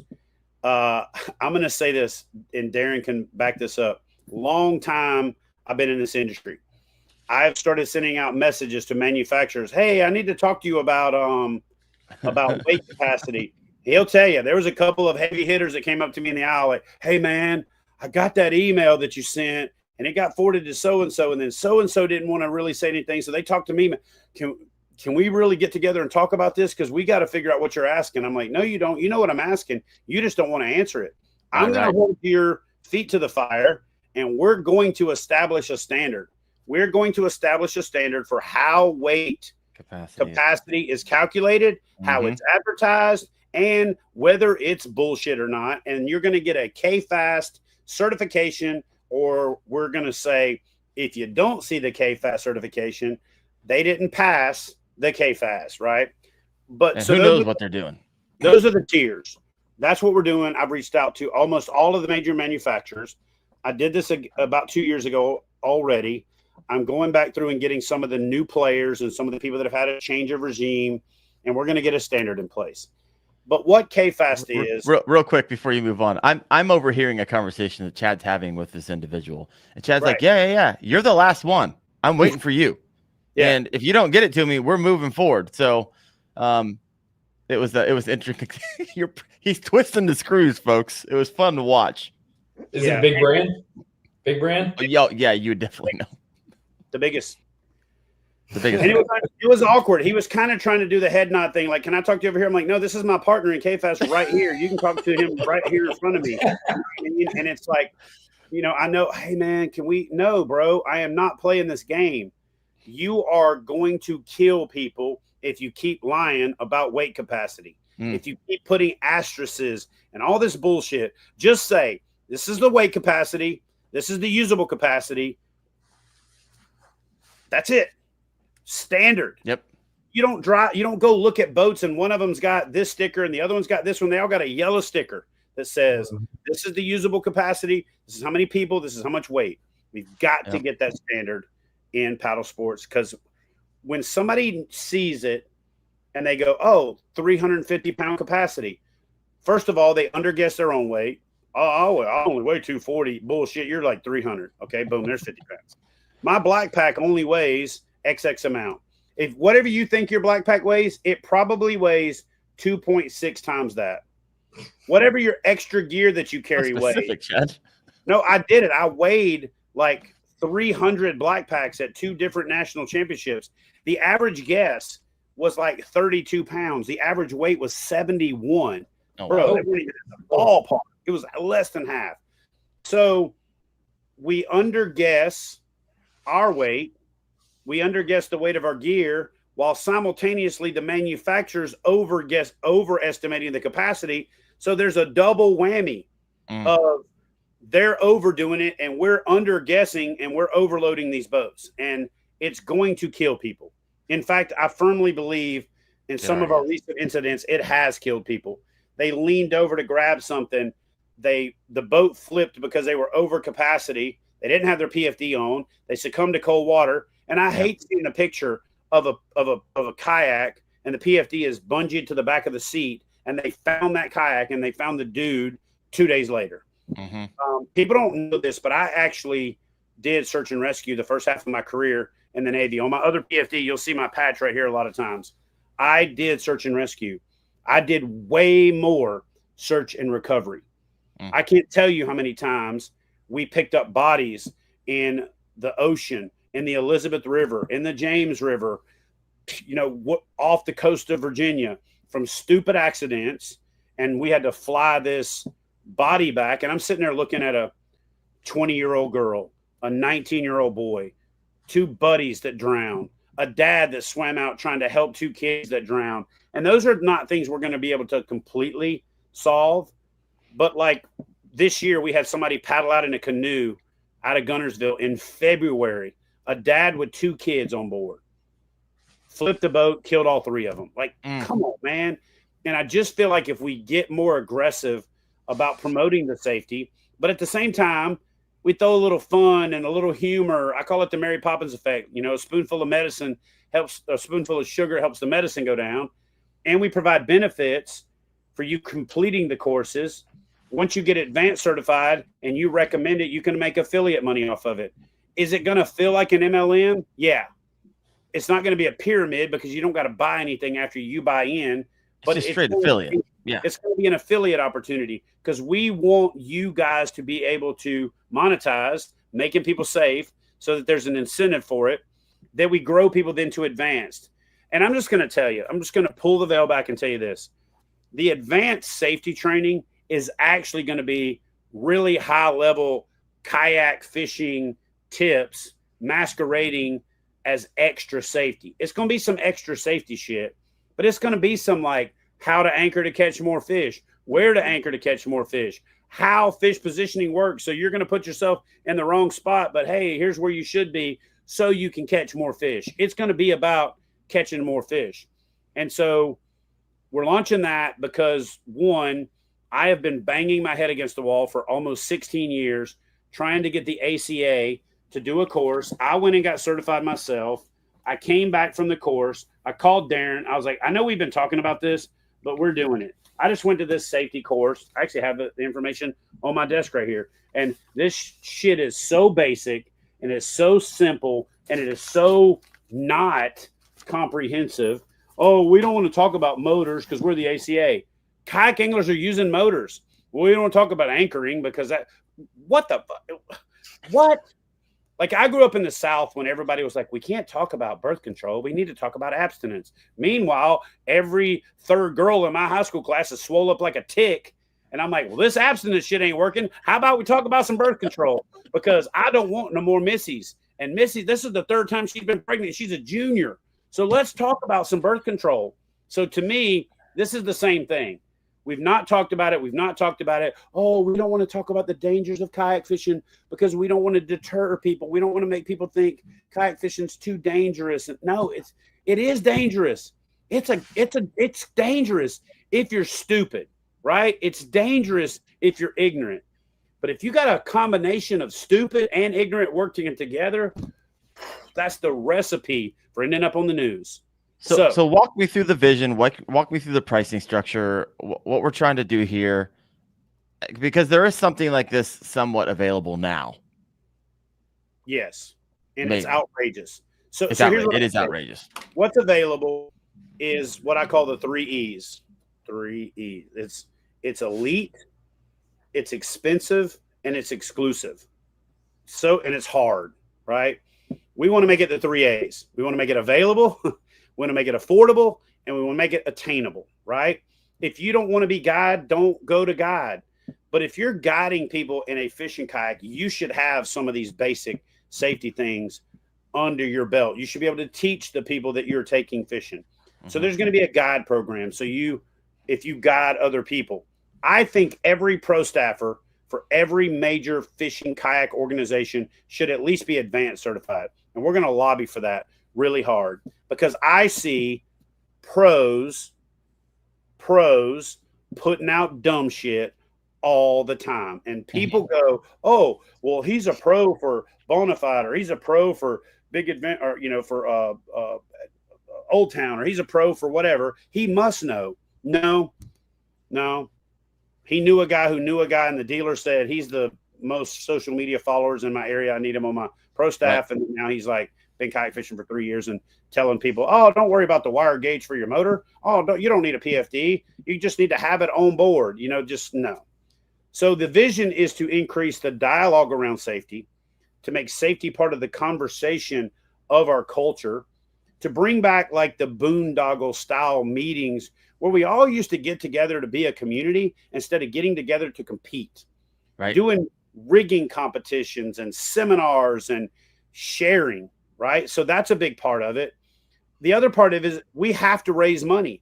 We have to raise money, just like what I said about the ACA, so that we can take out ads promoting safety, so that we can lobby for rules to be changed. Like, for example, I think the rule of these lights being red and green on a kayak is the dumbest shit ever, even when we got a motor, because we're still a restricted mobility vessel. But some jackleg somewhere decided, oh, it's motorized. It's got to have a red and green light and a white stern light. And nobody has had the resources to go to Capitol Hill, to go to the places where it makes sense to fight against this dumb shit. And so I tried that with KBF, but we really need to be a safety organization with safety foundation, with safety statistics, to be able to go knock those doors down, to be able to limit the restrictions that are put on kayak anglers, to get our voice heard. So we're going to be a little bit of the ASA of kayak fishing. We're going to be a little bit of the ACA, the American Canoe Association of Kayak Fishing. But what we're going to create is a community feel again. But that community feel is based in a rising tide raises all ships. We can make some money off of it, so we can create the resources that we need to raise awareness. We can partner with brands where they can benefit from it. Will you also benefit from it? Similar to what I've done with KBF, but more that you can also benefit. When you promote joining KFAST and getting your certification, once you're advanced, you get a significant commission, not this bullshit affiliate stuff like, oh, join our program and you get 3% of net proceeds after advertising minus this, and you get like it's true. It's freaking true. And we've lived it. Darren and I have lived it. So we're going to offer an affiliate program that we would want to be part of, because actually we are going to be part of it. We're going to do the affiliate program just like you're going to do the affiliate program, right? That's how we're going to get paid as employees of the company. And then we want to create, again, a standard that we can hold companies to. This is a KFAST approved PFD. This is a KFAST approved rigging recommendation. Infographics that go out, the top 3 things you need to focus on. We're going to build an app where we can have float plans that are easy to do. Not, where's that damn float plan again? And you got to go dig it up, and you don't have an easy way to share it, and you don't have a way to notify people, and there's not a, like, I want a float plan where you set an alarm in there, and if you don't come back, your secondary next of kin hasn't been notified. It notifies somebody else. Hey, Seth has not come back, and that email goes to Darren. And Darren's like, oh, I think he's out building duck cages or some shit. Well, almost watch and find out. You know what I'm saying? Yeah. So we're building a actual safety organization. And Darren, I didn't get your permission to do this, but since we're partners, I'm going to throw this out there. Today is the 22nd. With KBF, I do this thing called the Catch 22 Challenge. I haven't sat down and gone so far as to create some giveaways, and the numbers are lower than they were last year, but I want to seed some folks getting involved in this. We're going to do a thing called the Fast Pass, where you can pay for basic through advanced, through guide, through instructor. And that's going to be somewhere in that $400 to $475 for the whole thing range at a discount. And again, when I say affordable, the ACA is like $600 for one certification level for one discipline. And you got to do that for every little module. And you got to travel, and you got to spend money on lodging, and again, and we're still going to support the ACA. I'm an ACA instructor. I'm going to keep working towards getting more, because the better I can be, the better I can be for KFAST. So I want to give away 2 of those. I want to give away a KBF lifetime membership for everybody. Right now. All right, give me a second. I'm going to pay for that out of my pocket. So I want to give away 2 KFAST Fast Passes, and I'm going to give away a KBF lifetime membership. So that's 2 $475 values and a $650 value. And here's how I want to do it. I only want people who are participating in the Catch-22 challenge to put KFAST Catch-22 in the comments and let you pick the winner. So it's got to be KFAST to do it randomized. Just KFAST? Sure. If you put KFAST in the comment. And I'm going to validate that you're in the Catch-22, that you're signed up, that you're already participating. So if you're not, you ain't going to win. You might get your name called tonight, but comment KFAST if you're in the Catch-22. And if you're not, go get signed up, damn it, because we're using that to do, good things for veterans and homeland heroes. And I'm going to double down on promoting that now that I've gotten over this health shit I've been dealing with behind the scenes. And I think we make this a monthly thing. I give you something to give away on your show, even if I'm not here. And I love the fact that there are members of KBF that are vested for life. So actually, I'll tell you what I'll do. I'll open this up to everybody that is a KBF member. You don't even have to be in the K22 challenge. If you're a KBF member, we're going to give these 3 away. And then all you'll have to do to claim it is sign up for the Catch-22 challenge for $22. And I'm going to give you a $475 Come on. 2 KFAST packages and 1 lifetime membership. And so that lifetime membership comes with the premium benefits every single year. A lot of people are like, why should I join KBF? It's $25 or $50, and you get $400+ in gift certificates right out of the gate. Mm-hmm. And then on top of that, we do special promotions with brands all the time. We give away $1,200, $1,500 a month in prizes. I just haven't done a good enough job of promoting that. So I've got to get better at doing that. And I'm planning on spending the dog days of summer while it's hot, getting all that cleaned up, leaning into that. So yeah, let's give away the KBF lifetime membership first. And then, I hate when you do the prize, that's the more expensive prize at the end, and the people that got chosen before, like, damn it. You know what I mean? So let's give away the lifetime membership first. I'll just let you pick. Well, really quick. Go ahead. We'll randomize this. I'm going to let people, because we have 80 people live right now, but I don't see nearly that many entries. So I'm going to give it a little bit of time. Guys, all you got to do is write KFAST in the comment section, and you could be a winner tonight. But Chad, real quick, because I got a couple questions coming in about KFAST. Right? What's the pricing structure? Also, this just isn't the Chad and Darren show, right? We have an advisory board members that's reviewing our curriculum that we go to. Can you walk us through why we still get some of these KFAST entries coming through and KBF entries come through? Yeah. So what we did is I went out and I found like literally the who's who of kayak fishing, practically royalty, like the people that are the world champions, business leaders, curriculum developers, former Coast Guard officers. And when I say it's the most comprehensive board ever, it's not like the KBF advisory board that I put together. That's a bunch of KBF enthusiasts and they're vested in KBF and they help me out there. I learned from that process, man, that's way better than being an island and making all the decisions on my own. And so I've got a former, Coast Guard regional director. I've got a 2-time whitewater world champion, the production company owner for my TV shows, got his own channel, Facing Waves and Paddle TV, Luther Cyphers from YakAttack, and now a damn senator. And I could go on. We have got a really solid, core group of people that are going to be the steering committee for helping us move this thing forward. And it's not just a money grab, but it's a way to quantify our space, put some ad dollars back into promoting it. But let's just say Seth gets qualified as an advanced guy. He decides to start promoting it. He makes a post. He's got, 18,000 followers, and he gets 150 people to sign up. He could make $1,500 in a weekend. There's not another affiliate program out there like this.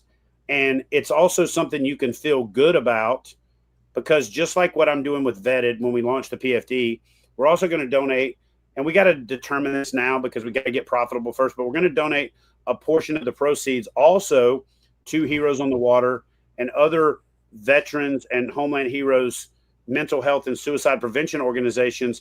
That way, when you join KFAST, your life's not the only one that you save. And so I've been behind the scenes trying to figure all of these things out by myself for 3 years, and somewhat accomplishing stuff and somewhat spinning my wheels.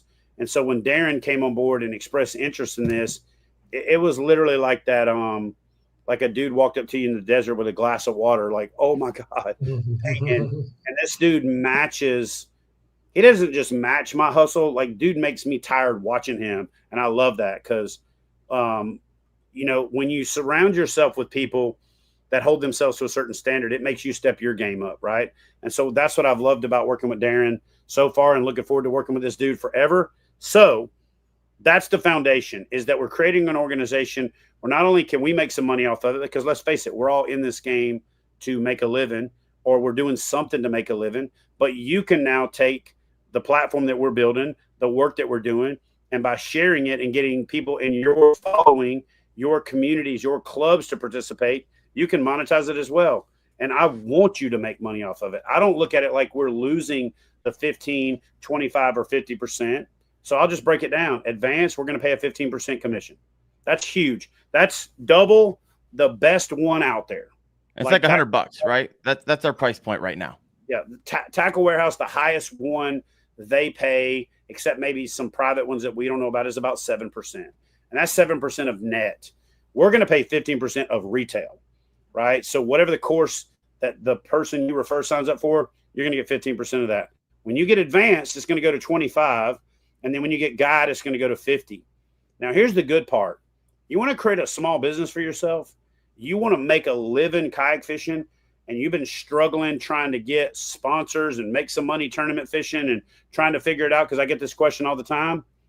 You get instructor certified and you get 10 guys together to become a guide, and you do the course that weekend, you make 100% of the course curriculum price as a instructor. So, I mean, find something better and tell me what it is, and I'll make ours better than that, because we are going to be the best community-driven, angler-driven, participant-driven business in the game.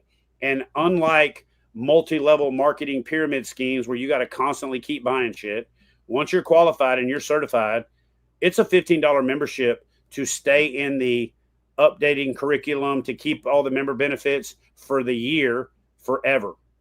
You don't have to pay to certify. You don't have to pay to recertify. There will be recertifications that you'll have to do to say that you've met the continuing education, but you won't have to pay for it. You'll just have to do it. So I don't think that there's anything like this in the sport. I don't know that there's anything like this in the world. And I'm actually pretty proud of what we've come up with together for like 4 months of 3,000 hours on the phone, hours sitting together when Darren came down to create content. We went night fishing 3 nights in a row, and this was 85% of the conversation interspersed between, oh, I got one, you know what I mean? That kind of thing. Or honestly, mostly it was Darren hung up in a tree. Yeah. That kind of broke up the conversation. But that was one time. I mean, I don't think all right, twice. It was twice, maybe 3 times. One time you got it on video. Chad, what's the pricing structure? You haven't even shared kind of where we're looking at right now. Obviously, it can change because we're still looking at $25 for the base, and I'm working to establish two $25 like gift certificates from participating sponsors. So that way, when you buy in for 25, you get 50 back pretty much immediately. Advanced, we're looking at $100. We could call it $99 to play that game. It's $100, right? Guide somewhere in the 250 range, and an instructor another 200. If you buy the K-Fast Pass or the Fast Pass, it's going to be basically $475. So about a 35% discount if you buy the whole thing at once. I think that's what we looked at, all the apps that were out there, all the brands, and you know, like if you do the subscription thing, if you pay for the year, it's this much, but if you pay monthly, it's this much. And we just took that average of like Strava and like the top 10 apps in the world and said, okay, they average about 30% discount if you pay for the whole year. So let's do 35% if you pay for the whole course. And then it's a great gift. It's something you can buy for your buddy. If you got a dumbass buddy that's like a liability, you can be like, hey, bro, here's the K-Fast Fast Pass, because I don't want to be dragging your ass out of the river in the middle of the night and go tell your wife and kids that, you know, you ain't with us anymore because you were a moron, right? So wives can buy it for husbands. Husbands can buy it for wives. Brothers can buy it for kids. Each other. 100%. It's just going to be one of those things where, you know, in the wintertime, it's going to be the really cool thing to do when you're, well, I don't know what this is like, but I know Yankees know what this is like. When you're holed up for the winter, this is going to be something awesome that you can do and that you can share and that you can talk about. So, yeah. And there's also going to be modules, right? And there's going to be a way to show off that you are, in fact, certified. Can you talk a little bit about that? And then we'll do this giveaway and call it a night. We're going to do some patches and badges and certification icons for your Facebook page, headers for your Facebook page, decals. The decals actually they're actually pretty badass. Like, I got to give a big shout out to Mark Fainer up in New York. The dude is a wizard. You know, this is what we're looking at with the basic logo, that black, white, and orange for safety. We've got a couple of different versions that we're going to get you guys to vote on. The orange inner circle with the black outside. It's K-Fast with Kayak Fishing Advanced Safety Training is what K-Fast stands for. Mm-hmm. If you look at that little logo right there on the T, that is what we're going to call the safe T. So it's safety, the safe T with that box around it. So it's an octagon.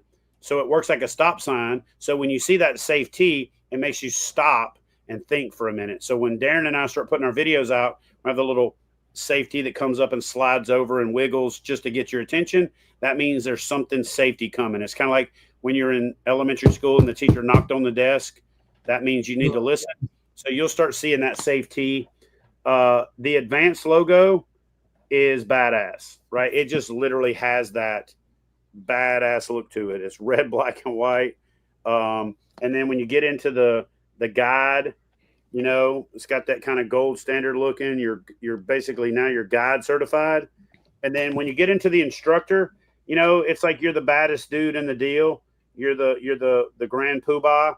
You know, that's kind of going to take on that black belt look. So it's like dark black and blue, and it's the K-Fast guide instructor. So that's the highest certification you can get, and that way it should look like a black belt. And so we're going to do some of these like PVC patches, you know, stuff like this. It's like high quality, you know, PVC 3-dimensional type stuff. We're going to do the decals for your boats. We're going to do hats, T-shirts, stickers, all of that stuff so that you can get out and wave the flag, give you the resources that you need. Normalize this stuff. And when somebody asks you about it, you can tell them. Now, our call to action is going to be, you know, when you promote K-Fast, your life's not the only one you can save, because by teaching other people, you can save their life, but also because we're donating to charity, you can save people's life. But we're going to brand this thing Learn with the word earn contrasted in it, because you can actually earn while you learn, and you can earn when other people learn that you bring into the fold. So it's going to be a really cool, easy, linear path to, I hate to say this because it's going to sound like one of them damn Tim Robbins things, but to financial independence. You can literally buy gear. Like, I really do plan on doing something where people say, hey man, I'm on disability. I can't make that much money because I've got a military rating. Cool. whatever you earn, we'll take that money and we'll apply it to gear. We'll call up our sponsor buddies and say, hey, Billy Smith from Crooked Elbow, Arkansas has got a $2,000 credit with us. What can we get with $2,000? So we buy him $2,500 to $3,000 worth of product because our dollars go further. He gets gear. He's happy. We're happy. Sponsors are happy. And that's the way that we plan on closing the ecosystem to where we get more high-end premium sponsors on board, both endemic that are in the sport and non-endemic. You know what I mean? Like, I firmly believe we can get some non-endemic sponsors on board with this to help out, to help us move the needle, to promote this thing. So yeah, that's kind of the short, super long version of it. So let's give some stuff. Let's give some stuff away. Someone asked when is it coming out? Right now, Chad and I have been going back and forth. He did the outline. I've been working on creating the curriculum. 2 weeks.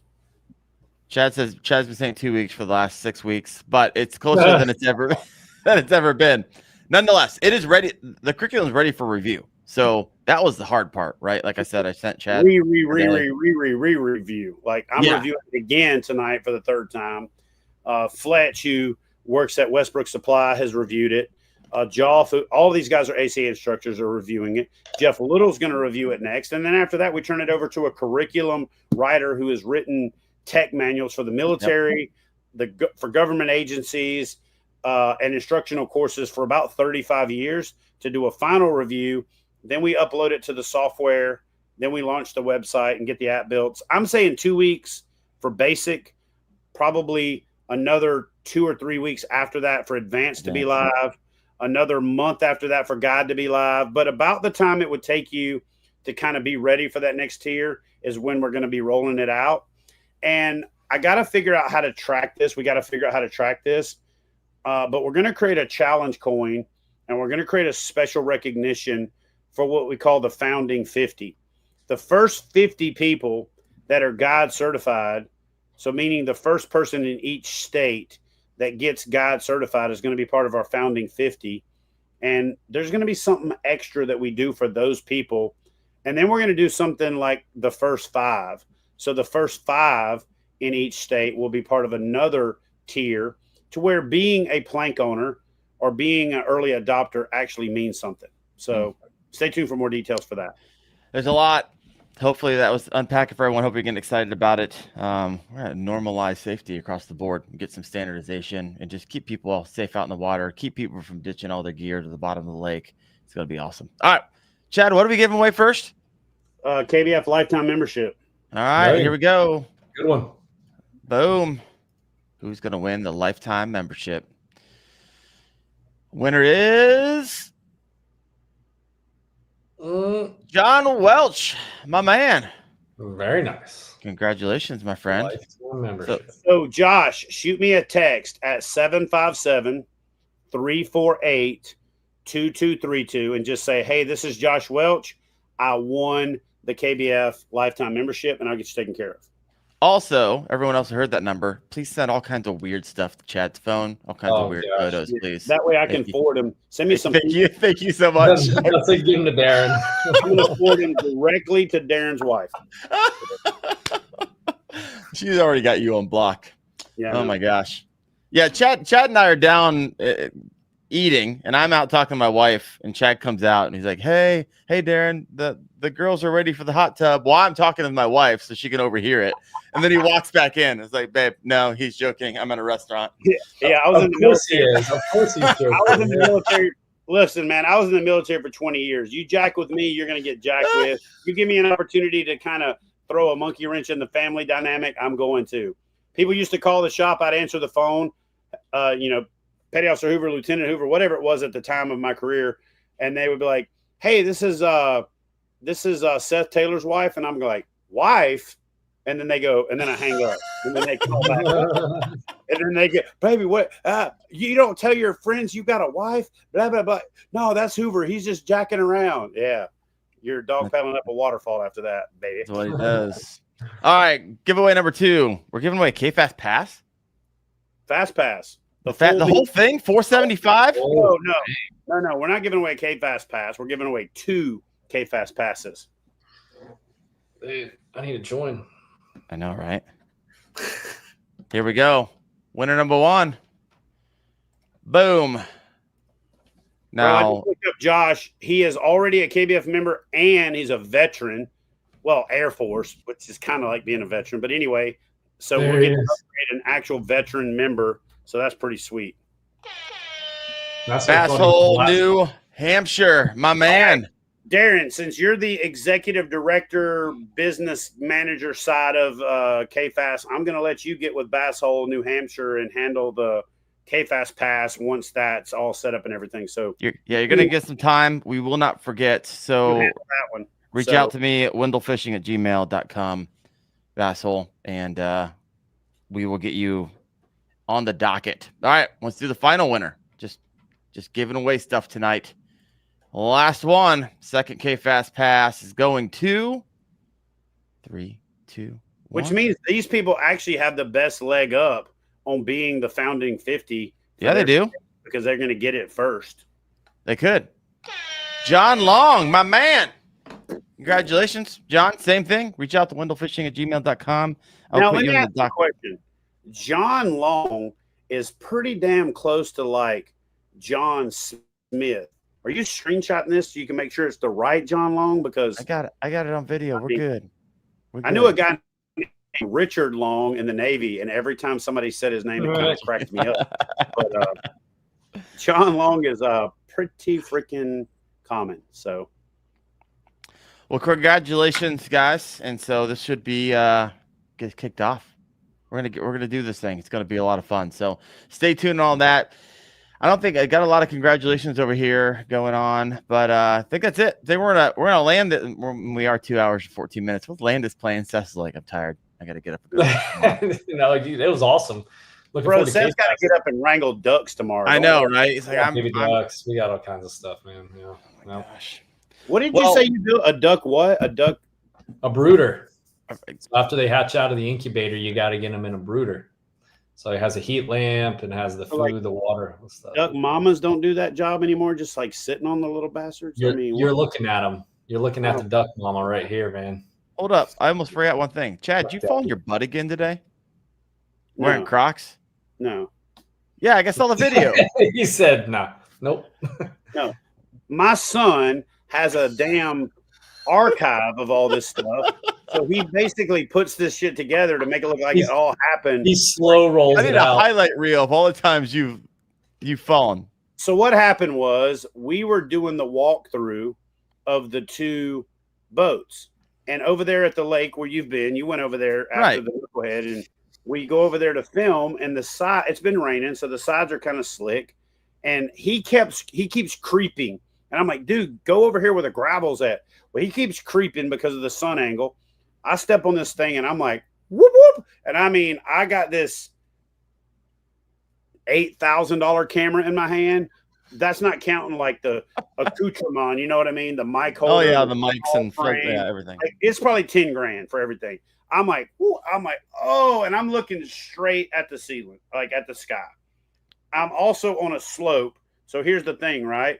So when I go like this, my fall is longer than, because I slipped. And now I'm like, bro, I just cradled the camera against my chest, took my chin so that my head didn't hit the ground. And I was like, boom. And I got and then I just slid down until I hit the water.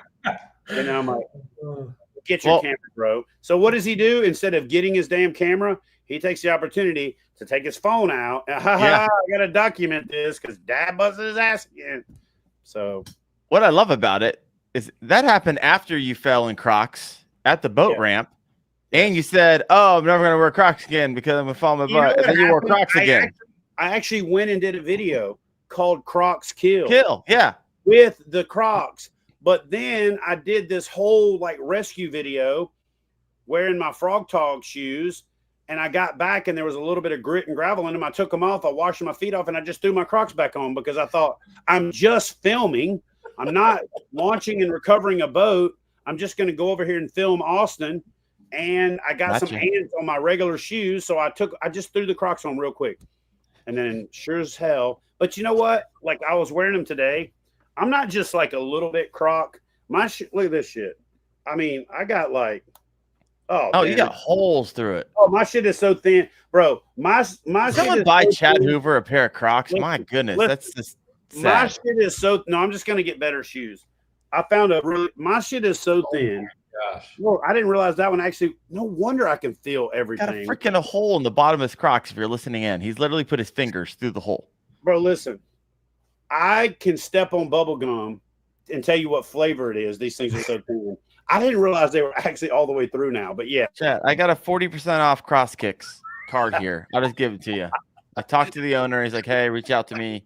I'll get you 40% oh off. man, he might not be so happy after he sees my Crocs kill video, but maybe I'm still gonna wear them casually. Like they're the best house shoes ever. And in the wintertime, when you got some socks on underneath them, as long as you're not wearing socks and Crocs and shorts, you're good to go.